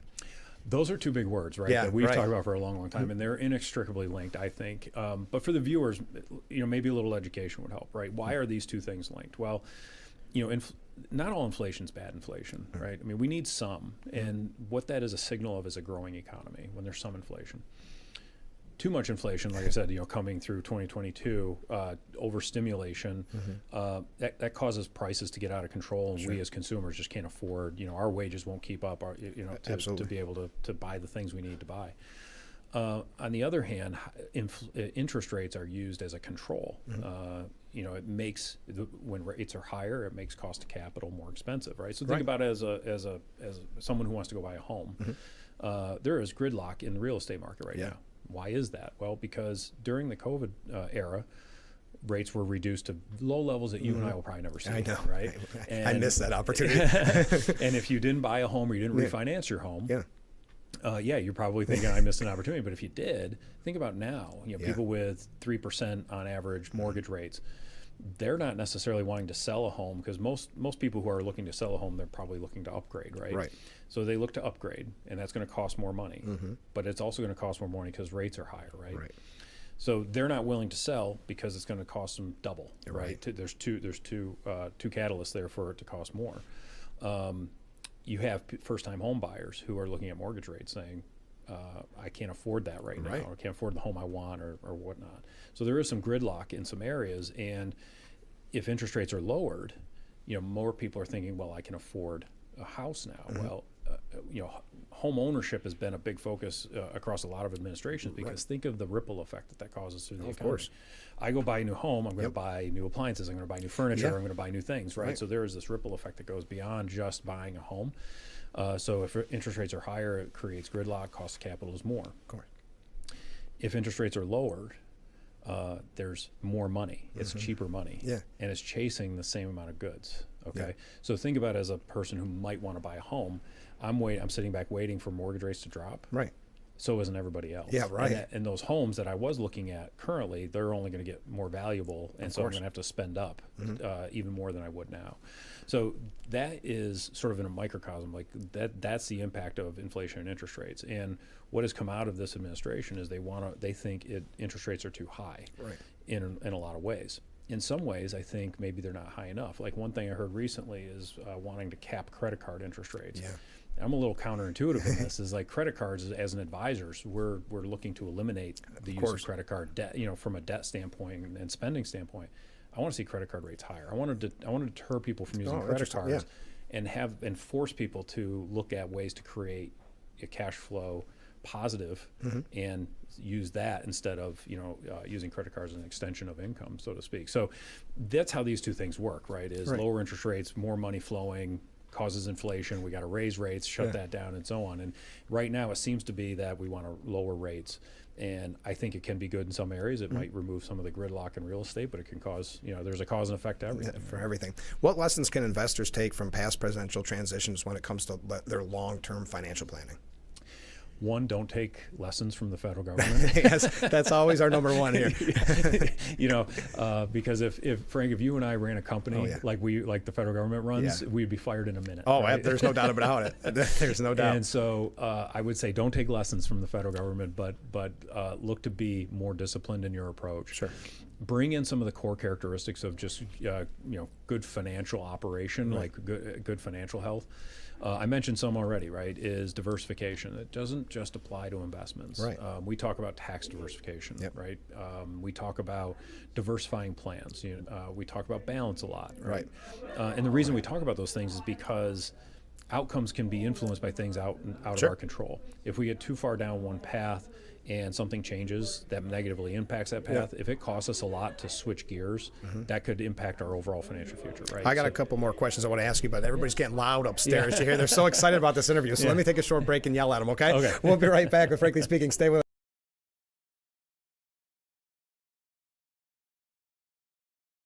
I told myself I was okay with my moderate to severe rheumatoid arthritis symptoms. With my psoriatic arthritis symptoms. But just okay isn't okay. And I was done settling.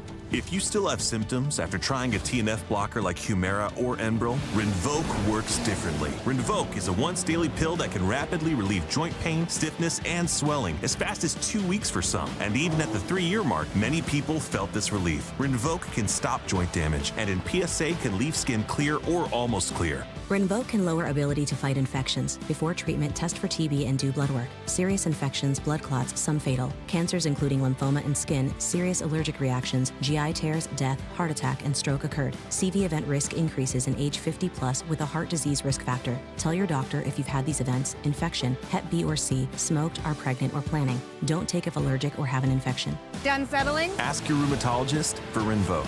And take back what's yours. Anyone, anywhere can record crimes as they happen, and we're going to watch them right here. He just took his car.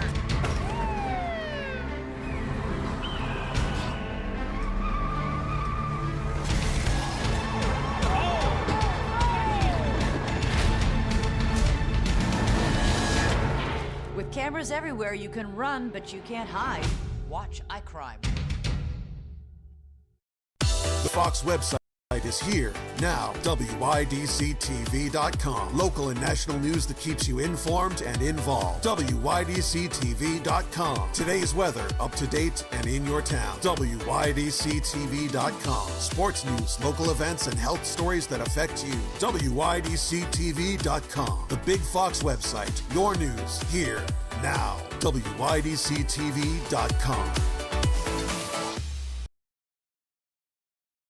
Welcome back to Frankly Speaking here on WYDC TV Big Fox. We return to our interview now. So should investors be making adjustments now, or is it better to take a wait and see approach as the administration is only a month old? Yeah.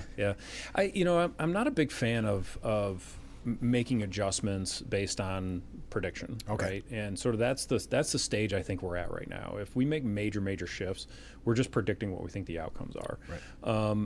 It's not necessarily a wait and see though either, right? There's got to have some balance. So it's a revisit what's in front of us. What can we take advantage of right now? What can we optimize for ourselves within our own plan?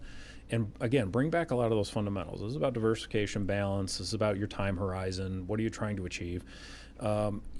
And the discipline in approaching it in that fashion, not necessarily reacting to every news story, because like we said earlier, right? I mean, the news cycle is 24/7, and we'll go nuts over that, right? So we just have to focus on what our ultimate goals and objectives are and optimize based on what we know now. Yeah. That it means we have to create a positive cash flow situation in our monthly, weekly budget, whatever that is, right? And that means that when we do that, we can pay off debt if we've accumulated. Not all debt is bad debt, right? So learn what that really means. Mortgages are pretty good debt to have. I could even vouch for a 0% car loan, right? Okay. But get rid of the bad debt. Right. Get to a point where we're saving for our future, because we don't know what the future holds. And if you're really fearful of what an administration or some, what Congress might do or the president might do, the best way to insulate yourself is to not be reliant on what they're going to give you, but relying on, this is what I've built for myself. And so that's the best thing we can do, is just kind of come back to those fundamental basics of just proper financial health. And that's a good lesson in general. It doesn't have to do with who's the president, who's not. Just take absolutely. Looking beyond this administration, what long-term economic trends should investors be watching, regardless of whoever's in office? I think, depending on your timeline, the things I would be paying attention to in terms of how to direct and guide our own personal financial plans is what happens with tax laws overall, and be ready to pounce on opportunities. Sure. I heard recently, Trump wants to eliminate the capital gains tax. That would suggest that people need to hurry up and take a lot of capital gains. That's not necessarily the best thing to do, right? Because if you're in a good, solid, long-term investment plan, it's not about churning your investments, right? So it does mean that we have to apply the opportunities that we have, though, to our own financial plan. One thing I like to talk to clients about is this concept of tax diversification, because we know what taxes are right now.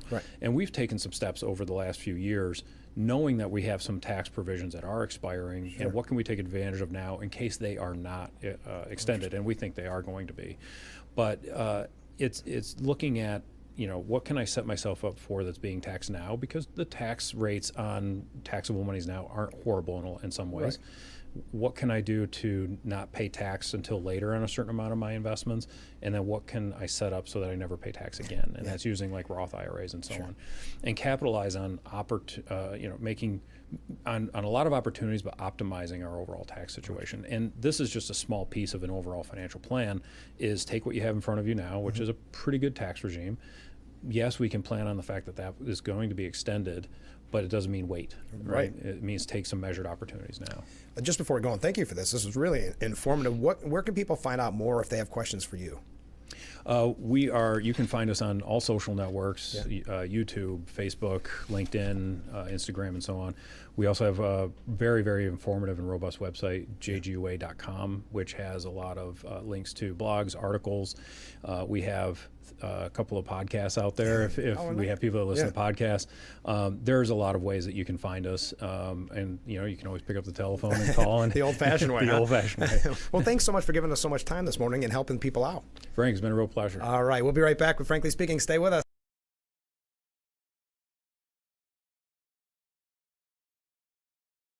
Have you been unable to work for over a year due to a mental or physical disability? Were you recently denied Social Security disability benefits? Great news. You may be eligible for money, back pay, relief. If you've been pre-qualified and diagnosed with a recognized condition that prohibits you from working, our lawyers can file a claim to get your disability benefit. Call us today and find out more. Call now, 844-617-0440. I invite you to discover what makes our school community so special, including the fact that everything, top-notch education, housing, healthcare, food, clothing, technology, and much more is provided to our students at no cost to our families. This is thanks to the generosity of our founders, chocolate maker Milton S. Hershey and his wife, Catherine.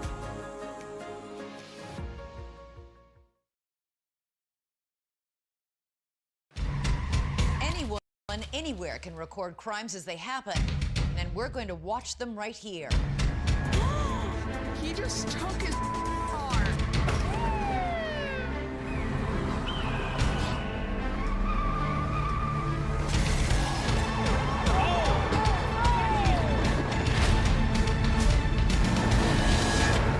With cameras everywhere, you can run, but you can't hide. Watch iCrime. The Frankly Speaking Roof Cam brought to you by Boss Security in Horseheads. Contact them today for all your business and home security needs. Welcome back as we broadcast live from the Hesselson studio here on Marcus Street in Corning. We have a lot of comments to catch up on. Let's get right to them. Ken writes, after the Democrats' tactics during Trump's first 4 years and the Trump bashing in the 4 years that the puppet was at the Resolute desk, it amazes me that the Dems and legacy media still think their misinformation, twisting the truth, and outright lies are a winning strategy. And this, I believe, is probably in reference to some of the media updates we brought to you this morning. I might be too optimistic, but I think even the lowest information sheeple must see that the only logical reason that the Democrats, and in fairness, some Republicans, are besides themselves when someone is trying to cut waste and inefficiency in the federal government is that their personal gravy train is in jeopardy of going away. Their actions might qualify as a definition of insanity, doing the same things over and over again and expecting different results. Thanks, Ken. Comment from a different viewer. They're worried about those. Why don't they worry about the people in prison who are getting Social Security numbers and filing taxes in my name for refunds? Yes, that is a major scam issue. Thank you for that. Comment from a different viewer. The Democrats are supposed to be a party that supports labor. As a 30-year union roofer, I can assure you this is not true. They don't support the guards or the guards either. Yes, I know we were talking about the strike in Elmira and at Collins, but in Elmira specifically. Thank you. Mark writes in, they're talking about people leaving D.C. and selling their houses. How many have done the same in New York under our failing governor's watch? Yes, we've talked about that, the mass exodus in New York time and time again. That's a very good point. Comment from a different viewer. It amazes me as to how Democrats think young people are too stupid to do work of importance like auditing government spending. The sad thing is they vote for the people that call them stupid. Yes, there has been quite a weird attack on the younger people involved with Doge. Whether you want to admit it or not, younger people seem to have a better grasp at technology, and you know that Elon Musk is hiring those type of young people. Okay, comment from a different viewer. No wonder the U.S. is in so much debt to China. We are finally getting the truth as how we got there. It's not like we are not taxed to death, but misled by the Democratic Party. Thank you. He also adds, I heard on the news Nissan is contemplating moving its plant from Mexico to the U.S., and Corning Incorporated is now going to build another plant in the U.S. to build solar panels, so the tariffs are working. Yes, thank you very much. I like this comment here from a different viewer. Great interview with Jason Nickerson. Yeah, he did a great job, didn't he? I believe that he would be a useful advisor in your run for governor. Winky face. Thank you very much. All right, a couple of you. So that's 2 votes I think I'd have at this point. Not running. But thank you. That made me chuckle this morning. And final comment as we catch up here. Speaking of mayors, when was the last time we got an update on the crazy super mayor? What's she been up to lately? Yes, I was wondering the same question. We bring up Dalton Mayor Tiffany Henyard a lot on the program only because I think it's a great example, not because she's in our area, she's in Illinois, but because it's a prime example of knowing who you're voting for at the local level. So many people don't pay attention to the local levels. They maybe only pay attention to the presidential, gubernatorial, something like that, maybe congressional. But really the local elections can affect your day-to-day life more than any. So I did do a quick Google search, and it turns out her lawsuit, yes, she had a lawsuit against the village trustees, but it was dismissed by a judge. Henyard accused trustees of conspiring to take away her authority to appoint a new police chief, village administrator, and village attorney after trustees sued to block Henyard from making those decisions. This is coming from ABC 7 Chicago. The judge dismissed the case. Why? No one from Henyard's legal team showed up for a hearing earlier this week. So there's your update on the world's super mayor, Tiffany Henyard. Okay. Well, we got to take a break already. We've got a couple. I knew that was going to take a whole segment. Thank you for all the comments. Keep them coming in. I think we're actually doing okay. Yeah, we're doing okay.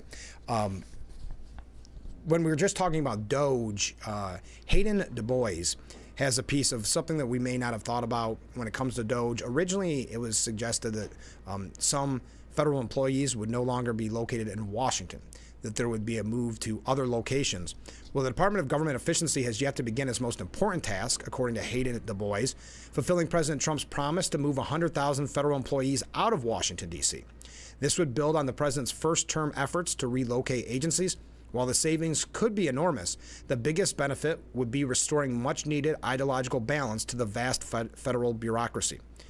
Virtually everyone knows the federal government leans left, but in a new study, you see how really liberal Washington, D.C. is. Du Bois looked at roughly 25 years of federal employee data, ranging from the Clinton administration to Trump's first term, matched with the National Voter Database. While the relatively small number of presidential appointees generally reflect the political affiliation of the sitting president in both Republican and Democrat administrations, those appointees don't carry out the day-to-day work of the government, the bureaucrats. That duty falls to the Career Senior Executive Service, the thousands of assistant secretaries, deputy counsel, and program directors who oversee federal regulation and determine whether the agencies follow the orders of the president. Among those senior bureaucrats, Democrats have a 30-point advantage over Republicans. And if you want to see the exact numbers, you can go to this piece. It's actually at the New York Post this morning. I don't want to read each various government entity, but he did. The worst being housing and urban development with a plus 57% Democrat advantage. But a 30-point advantage over Republicans, a number that has barely budged in the last 3 decades.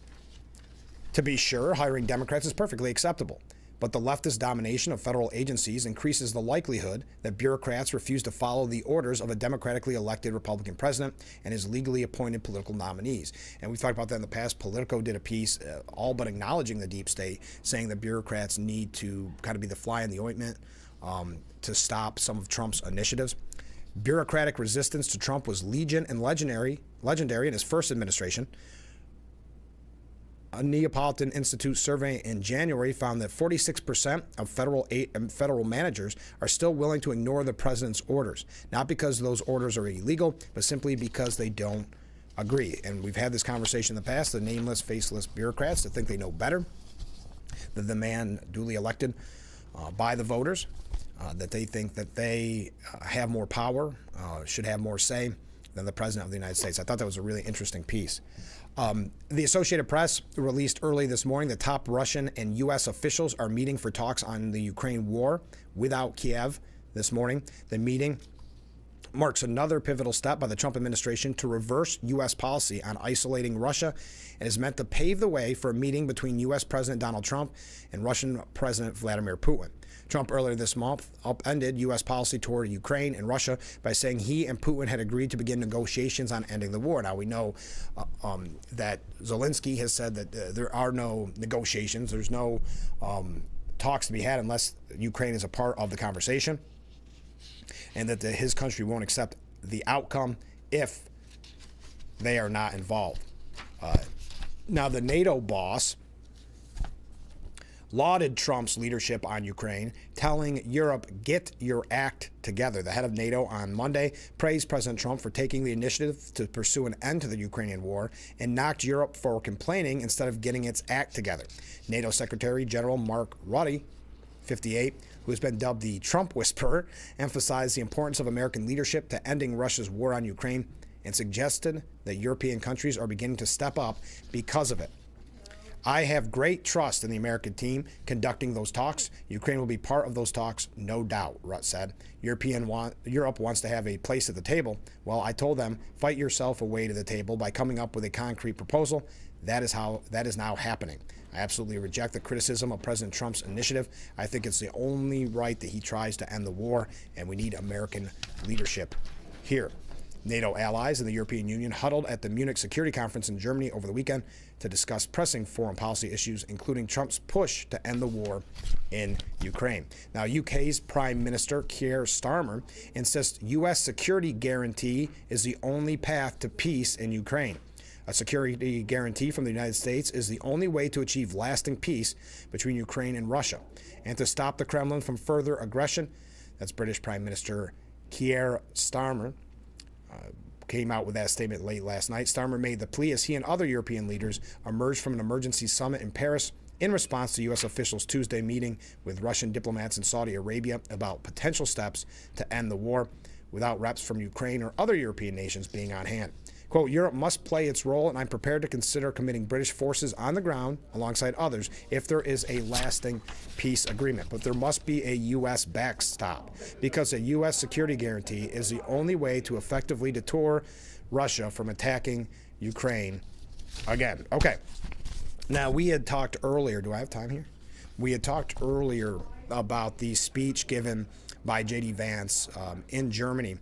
And according to Kenneth Weinstein is the president emeritus and Japan chair at Hudson Institute. He said that Vice President J.D. Vance told a group of outraged elites at the Munich Security Conference that European politicians must do a better job of responding to their voters' concern rather than ignoring or censoring them. And there's a lot of pushback, again, some very nasty, divisive rhetoric coming from the media on this speech. Many people, though, especially Trump supporters, found it very refreshing. Vance's forceful rhetoric made good on President Trump's promise to fight for the long overlooked interests of ordinary citizens. Nothing proved Vance's point more to me this weekend than the gulf between the elite conference goers and the regular Germans I chatted with. Average Germans understand their nation is in crisis and are exasperated that it took an American leader to say so. Germany's once vaunted industrial prowess is a thing of the past. It trails even its European neighbors in fields from digital technology to rail infrastructure. And he goes through, and this is quite a lengthy piece, but the Trump administration is issuing a warning, one that European leaders have ignored from their own people for far too long.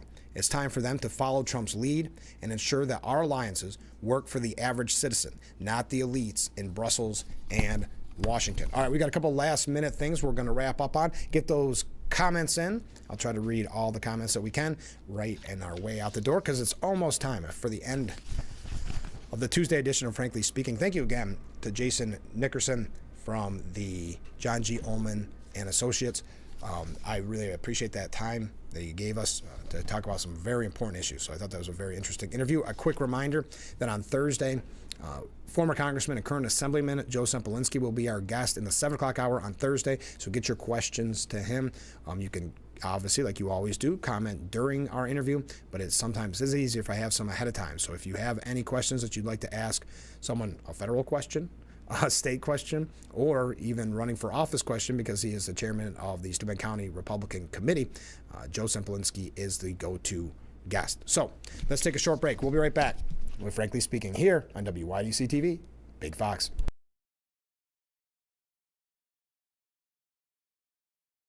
In today's world, securing your business is more important than ever. Protected with Boss Security's state-of-the-art alarm systems. When seconds matter, trust the experts. Boss Security is proud to safeguard local businesses across the Twin Tiers. Contact Boss Security today. Words. Your child is sick. It's 4 words no parent should ever hear. It's 4 words that can change everything. I'm scared. With those 4 words, the innocence and joy of childhood disappears. Happy birthday to you. Make a wish. But Starlight has taught us 4 other words that make all the difference. The power of play. Happy kids heal faster. That's why Starlight Children's Foundation provides programs to hospitalized kids to deliver happiness when it matters most. Learn more at starlight.org.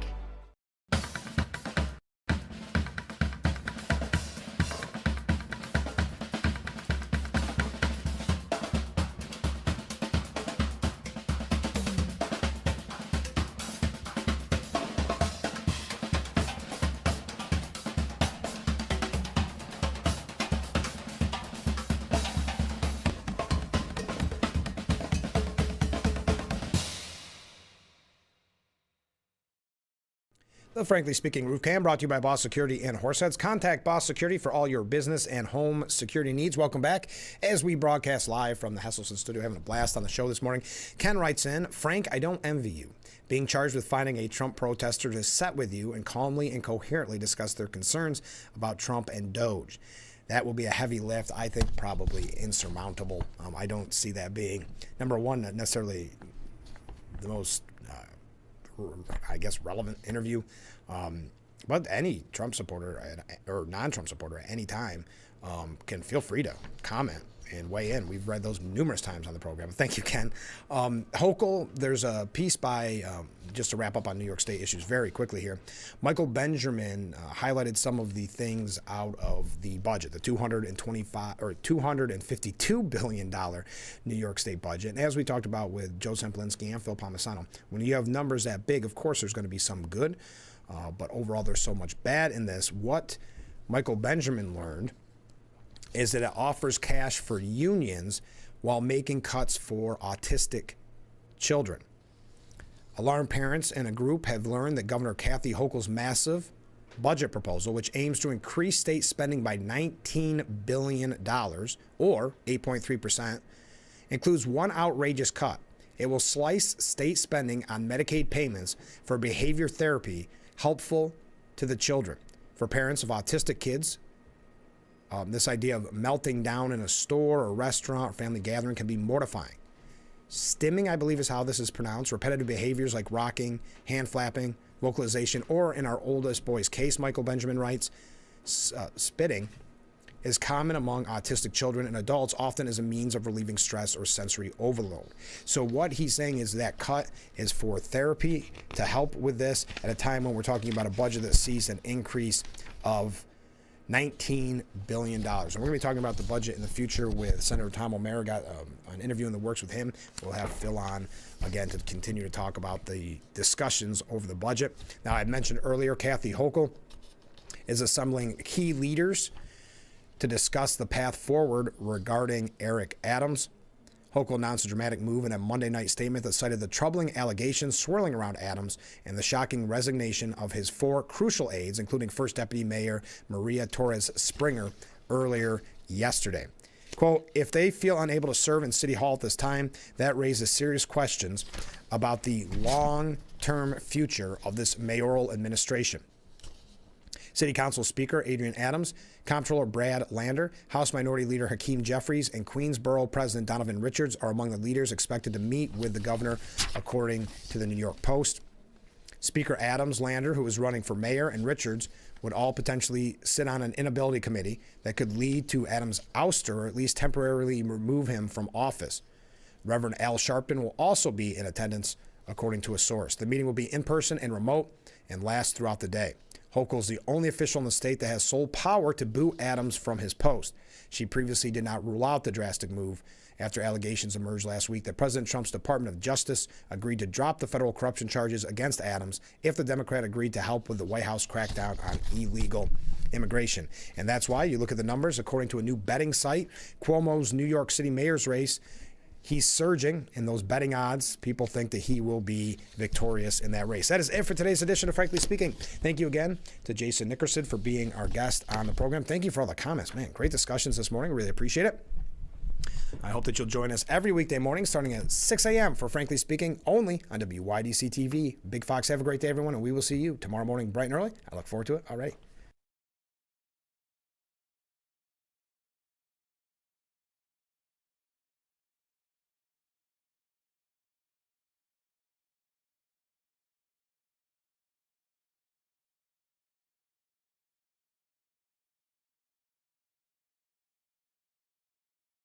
In the last 18 months, Bath Planet has given away 3 dream bathroom makeovers, and now it's your turn.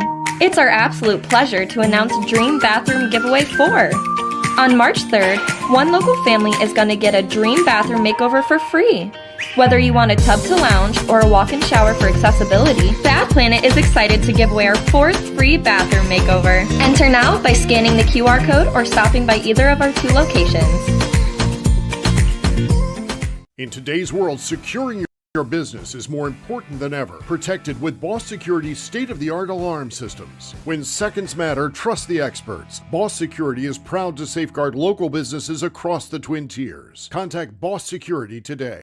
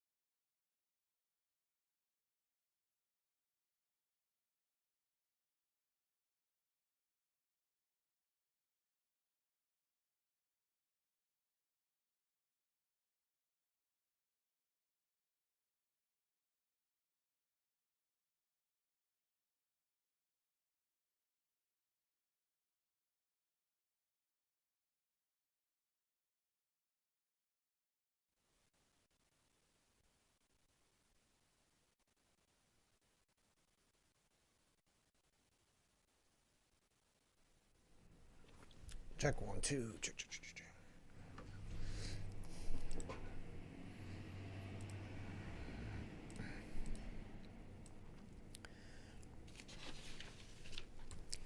Good evening. I'm Frank Acom, host of Frankly Speaking, which you can watch weekday mornings starting at 6 right here on WYDC TV.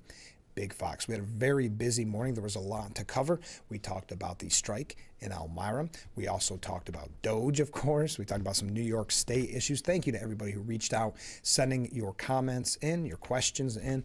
We love that part of the program. If you are new to the show, that number on the bottom of the screen, you can reach out at any time, leave a text message or a voicemail. We try to read those comments on the air. I also want to thank my guest who joined us on the program this morning, Jason Nickerson, the president of John G. Ullman and Associates. Appreciate him being on the program. As a reminder, on Thursday's show, we're going to be talking with former congressman and current assemblyman. He's also the chair of the Steuben County Republican Committee, Joe Simpolinski. He'll be joining us on Thursday's broadcast in the 7 o'clock hour. So if you have any federal questions, state questions, or even running for office questions, as petition process starts very soon at the end of the month, if you have any questions for Joe, please get those in ahead of time. It's a lot easier to have some in the books so we're prepared when he joins us live in studio on Thursday. And I'm asking you to join us every weekday morning, starting at 6 a.m. for Frankly Speaking, only on WYD. Oh, that was